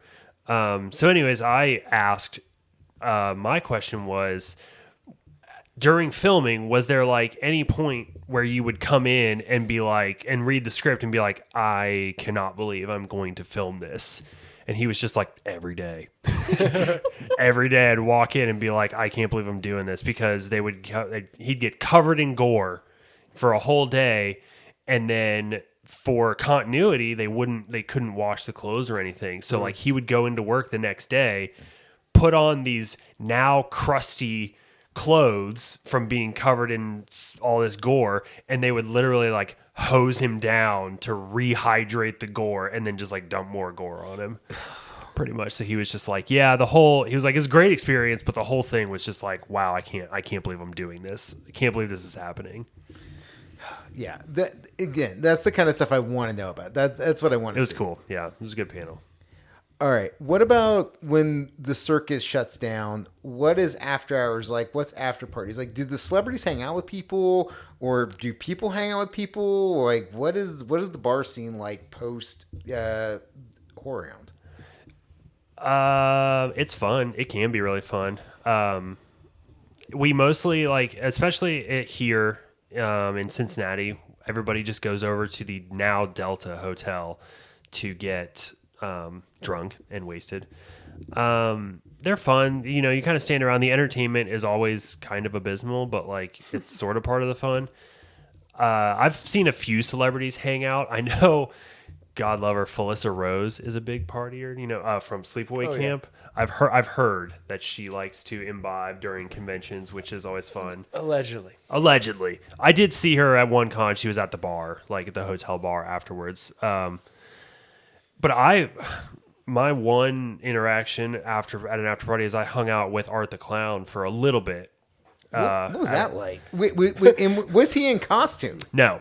Okay. I would never hang out with Art the Clown in costume. Yeah. His name's David. So that actually was at the convention that my wife and I met at, that Alyssa and I met at. It was Saturday night, and we were upstairs in the hotel. This was a convention that was contained in the hotel, so we had rooms upstairs, and then the convention was just downstairs. Day of the Dead Chicago? Yes. So we come downstairs into the lobby of the hotel, and she walks over to her friend Sean, who she caught the ride with up to Chicago, and who's Sean standing with but David Howard Thornton. And so we just walk out, and we're just like, hi. and just talked and just like, oh, cool. So how's your? It was an earlier con for him. Terrifier was fairly new because gosh, we've been together almost 5 years, or married almost 5 years. So Terrifier was pretty fresh, but yeah, we're just like, well, how's your con going? What's it like? And then we're like, have you ever had White Claw? And he was like, no. And we're like, we have one upstairs. Do you want to come upstairs? Would you like to have some and he White was Claws? like, yeah, I guess so. So we went upstairs and got a White Claw, and then we went back downstairs, and then we went to. They had a tent out back, which was really really cool, where they were doing karaoke. So we went out to the tent. And I was just like, David, what's your go-to karaoke song? And he was like, Bohemian Rhapsody. And I was like, do it. And he did. He went up and did it. And then we kind of like lost track of each other during that. And then I got hella drunk and saw him later as he was walking out from the tent and I was walking back into the tent. And I just was like, David. I gave him a hug and I'm like, good night, buddy. We'll see you tomorrow. Yeah, probably super embarrassing. But then we went and talked to him at his table tomorrow and he signed my picture for free. So it wasn't all bad. Nice. Okay. There you go. Big win. That's my one famous person after party story. I like the after party. I do like the equalness of we're at the bar. And you're at a point where you can just like walk up and you're like, hey man, what's going on? Cool. All right, chill. Like we're all off the clock. We're all just hanging out. It's fun. Allison, I always love the fact that you got to hang out with Lori Petty. I think that's I think that's way fun, way cool. Yeah, it wasn't really like after hours or anything. It was more or less in passing. So we had already met at her booth, had our exchange. She signed. We took a video, an impromptu video together. She was trying to take a photo of us, which was really cool. And then when I can't remember coming or going, I think she was going to a Q&A panel. And I think I was coming from a Q&A panel, and we passed each other. And she remembered my name, and she was already, gone, and gave me a big old hug and was pretty buzzed. But no, I didn't really get to like hang with her or anything. But it was just nice that she remembered my name hours later. I thought that was kind of cool. And then I had heard, I think it was at a HorrorHound in Indianapolis when I met Barry Boswick from Rocky Horror Picture Show, who played, not Damn It, Janet. What was his character's name in Rocky Horror Picture Show? I don't remember. But anyway, he played opposite Susan Sarandon. And my understanding was from a friend who Brad. It was Brad. Brad, thank you. You're welcome. Hit me. But I had heard that Barry Boswick was a frequent patron at the convention hotel bar, and that he was a consistent partier each night from my friend that I ran into. Because she stayed at the hotel and she told me about it. And I was like, oh, okay, that makes sense. And then when I saw him, the very next day, sure enough, he was not so fresh smelling. He definitely reeked of alcohol. But he was having a good old time, I'm sure. Damn it, Janet. Yeah, there you go. Yeah. He's like, I'll say the line. Okay, here we go. Fine. Yeah, and now I'm trying to think of the guy that we met who played, who played the cop in Terminator 2. Shit. Robert Patrick. Thank you. Yeah, so I don't know do you remember he was after hours when we were walking to He our was car. drunk trying to kickstart his motorcycle. I don't know if he was drunk, but he was definitely drinking had a few in him. something. And Allegedly. Allegedly. Yeah, but he was outside of the hotel next to the Shamrock Convention Center, and he was hanging out with some people, and he was telling us when we did meet him at his booth and got his autograph that him and his buddy were doing a cross-country motorcycle road trip or something. Wow. So Yeah. I'm sure that he was having a good old time. Yeah, he's a big motorcycle dude. He was on FX's Mayans. He was part of he was like one of the Sons of Anarchy dudes on there. And there's a few other things he's done where like he's very like a motorcycle guy. It's like him and Norman Reedus are fucking going around riding on bikes and shit. Cool all guys. that. Being cool guys. Being cool guys, having Yeah. motorcycles. Yeah, he was probably the most down-to-earth dude.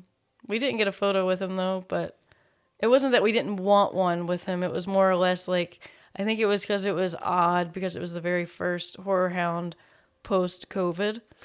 and we still had, the masks that we had to wear and everything, and he didn't have one on, and he just like gave no fucks. He loves America. Yeah, we just thought it was odd. I don't know. I think it's weird taking. I think I have one photo of me in a mask during the entire COVID thing, and I just thought it was weird. I didn't want to take a photo with a mask on. I just thought it was weird. Like if I'm going to take a photo with you, I want to show my fucking face. So I just didn't do it. But no, he was probably the most down to earth dude. I'm sure he would be cool to party with, maybe. We're at the after party in Texas, and Kathleen Kinman from Bride of Reanimator walked by Alyssa and I and went, "You guys are such a beautiful couple," and then just like walked away. walked away. And I was just like, disappeared. "Hell yeah, All right. thank you, Sick. thank you, Kathleen Kinman." Can you come back? Can we make a reel of that? Right? Yeah, right. I would, if I could just have this endorsement. Well, look, before we close out, was there anything y'all we didn't hit upon y'all want to talk about tonight? I just wanted to tell everybody that we were talking about movies earlier, and I did buy movies at the show, and every one of them is filthy. I bought a bunch of stuff that qualifies for a couple of creeps, I would say. Okay, okay. So we're not talking filthy porn. We're talking. No. We're talking like. We're talking like, well, actually, so one movie I bought is called Singapore Sling, and Isn't that a drink? it's what it about sounds it's like. about two women that like find this guy on the precipice of death, and so they cart him back to their villa or whatever, nurse him back to health, and then experiment on him. And throughout all this, they form like some kind of bizarre love triangle, and the cover of it has like a gag ball and stuff. So I'm sure it's gonna be crazy. Yeah, I've seen that cover. Vinegar Syndrome just put Yeah. it out. Yeah, and a bunch of I've heard people I'm say so it's pretty stoked wild. when you're going to get the 4K of 2 Girls, 1 Cup. Yeah. That's going to be sick. yeah. That's what I'm really looking forward to. That's why, like I said, I went to buy the August Underground movies from Unearthed, but then I ended up getting Primutos and No Reason, which are Olaf Ittenbach films, and he's a German splatter director. Totally independent. He's fucking awesome. I love Olaf Ittenbach. But yeah, I guess I just wanted to brag about my terrible movie taste for a second at the end. What did you pick up all together? I don't know if I didn't pick up much of anything because I was actually going. I just looked up this damn movie and I've already forgot it. I was bummed that TerraVision didn't have slashers at their table. I was going to buy that. Yeah. I bought Dante's Inferno though. I That kept movie selling that rules. to everybody. I was like, everybody should order slashers. And Yeah. and then everyone's like, no, I don't think I want that. I'm like, no, really. No, should you get really that. do. It's It's I know. I fucking want to awesome. see it. It's I'm so like, good. That's one of the movies I held out for. I was like, oh, I'm not going to order this. They'll Yeah. be at HorrorHound, which will be really cool. And then they didn't even fucking have it. Yeah. Yeah. No, I went there for Vinegar Syndrome. I wanted Santet, which is a Indonesian black magic. Oh yeah. It's 2 films that are apparently just bonkers as all shit. And they did not have it. The guy was my like, I thought about Braden knows, and he's like, you're like the 5th, and this is like on Friday. He was like an hour in, and he's like, you're probably the 4th person so far who's asked me about it. And I was like, should have brought him. Should have. But I think it was the Black Cat, 2 movies that were together. They're like, what is that? Cat 3 Asian films. And these Okay. are like violent, kind of kung fu-esque, sexy spy lady thing. And then what was the other? I did buy another Vinegar Syndrome, but off the top of my head, I can't remember. Nice. But yeah, I just didn't. Like I said, I was kind of bummed. I wanted the Santet, and I wind up like actually just going home and ordering them off the website because I was so pissed off. I was like, I'm getting those movies. I'll show you. I want them. Yeah. Quickly, just going to drop this to all your listeners. Go find Rotten Tail and watch that this week. And there's your horror movie. I saw your post about it, and then I saw that it came out in like 2019. Yeah. And I was like, I don't know. This is the thing, dude. Like, it's on Tubi. Okay. If you looked at it at Tubi, you would never watch that fucking movie because No. it looks horrible. Yeah, it does. Joe Bob wound up putting it on his thing, and Allison and I were randomly like, we're going to eat ice cream and watch this movie. And we watched it, and both, it was so good. Allison, because it got late, fell asleep, and then it was like, usually she's like, this is not my movies. But she was like, can we watch the end of it again? And I'm like, fuck yeah, we can. Well, let me preface with that. It's not that I.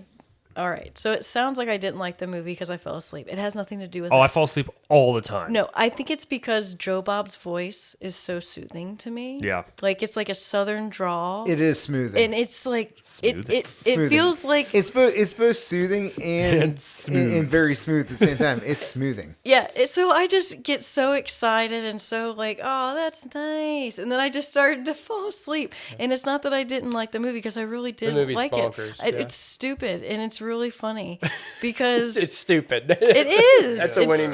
stupid because how I described it is like a Nutty Professor mask and what was And a the- bunny rabbit. But it's practical Like, makeup as well. So. Well, it's Nice. practical, Well, that's and then good. like Jekyll and Hyde. So Yeah. if like you put all those movies together, you'd have Rotten Tail, but it's a bunny man. yeah. Interesting. I guess I'll check it out. Check it out. I'll check it out. Well, look, Of all the people, I do trust you at least. Thank you. let's put a bow on this thing. What do you want for the future? Like, is there a dream person you want to meet? Like, what do you want to get from HorrorHound in the coming years? Oh man, if they brought anybody from French films, I mean, if you got Beatrice Dalle at a convention, I'd fucking lose my shit. If you got Pascal Laugier or Laugier, whatever you say his name, Javier Gens, like anybody from the French scene. Because my first con, I met Philippe Nahon, who was the villain in High Tension, and he's also in a movie called I Stand Alone, and also Calvaire, and he has since passed away. But he's a French actor, and so I met him, and that's like a big deal for me. Is the opening track for I Stand Alone Godsmack? Yes. Stand alone. No, I believe it came out prior to Godsmack, All unfortunately. right, that's a bummer. Yeah. But yeah, that would be really cool for me to see anybody from the French scene. Nice. For myself, I mean, kind of to lean on that, like, my thing is always like, again, I understand totally you're going to need Kane Hodder to show up there because the majority of people know who Jason is. Yes. And we love him. We love And we King. love him. Yeah, it's no disrespect to any of that. But it would be, and they will always try to get that one kind of deep dive person for the most part. Like, there's always somebody who's sort of like, they played in Zombie. Honestly, like, if you were like, who's someone that would just blow you away that you think would be awesome to be there, is like Takashi Miike. Oh my God. The guy yeah. who created Audition and Itchy the Killer. I mean, again, if you want to go in a couple of Creeps movies, like He's got like what, Gangster- over 100 movies under his belt? Yeah, he would make a movie in like 8 hours. He's insane. But like that, like to bring in some really deep dive random person from another country how do you get those opportunities to even still see? It is like one of those things like where you get to see like Anita work a match in America, and it's like, Yeah. oh my God, okay, we all have to fly to whatever city this is Yeah, in yeah. because we're never going to get this chance again. And for a few thousand people, this guy is a god. Yeah, and I think they do, like this year I was really impressed with the fact that Sam Raimi was there and Eli Roth. Yeah. Because it was just like, hold on, there's a lot of people, because they had two of the biggest lines easily. Like, Yeah. they had a big draw. Well, then you also had Juliette Lewis, but then you also had the cast of the Blair Witch Project Right. and the director of the Blair Witch Yeah. Project. So, you got those top people, but then you hit the deep cut. Like, I mean, Blair Witch isn't a deep cut, but it's still like you don't see those people coming out to every show. It was mind blowing. I looked over and I saw Juliette Lewis like come through a side door, and I just like saw her, and I was just like, holy shit, that's Juliette Lewis. It's so fun just seeing them walking back to their tables or whatever. Like I've seen like Lance Hendrickson in the hallway, just Yeah. like coming out of the bathroom and like throwing away a paper towel and then just being like, hi, and then walking away. Just like, that was fucking Lance Holy I- shit, that I was was- Bishop. Yeah, that But was again- Bishop. There he was, right There he there. was, right there. It is pretty awesome. They had Richard Band there this year, and that is the person who makes all the music for Full Moon Cinema. So, again, it's like such a weird deep dive.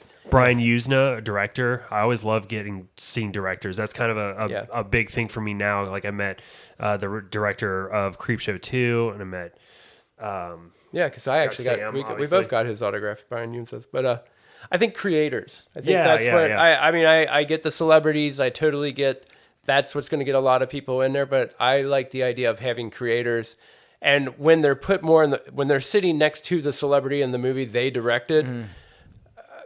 It makes the audience realize like there's more people than just the people on screen that made this. Yeah, well, it's the balance. You got to have the person who figures out how to build the building so it stands up, and you need the people that physically build the building. Yep. It's a partnership. You need Yep. both. Absolutely. Allison, what about you? Like, who do you want to see pop up at HorrorHound at some point? It's a good question. I think the only thing I was thinking while they were talking, I think somebody who's just so like retired or so out of the scene making a comeback. Shelley Duvall. Ooh, that would be a good one. I was thinking Phoebe Cates. Phoebe Cates is also great. I was thinking Rick Moranis. Oh, yeah. man. Yeah. So I would, See, you know what I mean? Like, I'm thinking somebody like that would be like awesome, and just showing up and not telling anybody to a certain extent. Like Ethan Embry, when he came, no one knew that he was not on the roster. He was not on the website. He was just showed up. And I think that would be really cool. And I don't know why. I just think like a good surprise of somebody who was out and about for like in their heyday, and then they're like, nope, I'm going to come out, and then they just I think it drop. would be really nice to have people like that Yeah. come to do shows more, because I think we as fans really love to let them know how much we appreciate them. Like, I believe I've mentioned on the show before, but when I met Mia Farrow, it's like she doesn't do cons. She's not flying across the country to do these shows every month or whatever. Right. She did one. But I went up to her and I just like, I can't believe I'm meeting you. Like, you're Mia Farrow. Like, you're in Rosemary's Baby, you know? Yeah, that's so like, cool. that's super cool. Like, I was at a convention. I didn't meet her, but I had a friend who met Tippi Hedren from The Birds. Ooh. She's like 93 years old, sitting there, you know, like Yeah. signing photos. One of the most beautiful autographs I've ever seen. But yeah, people like that, I Yeah. think. I know Yeah. Judith O'Day, I think is her name, from Night of the Living Dead. Shows up every once in a while at cons and things, and like, yeah, It'd that's be interesting if there was a convention where they said there'll be celebrities, but they don't tell you. That's what I mean. Like a that is a good surprise. idea. Like, could you, know what I fathom mean? like that? Like, they just go, no, there's celebrities, A, B, and C celebrities. You'll know who they are when you walk through the door.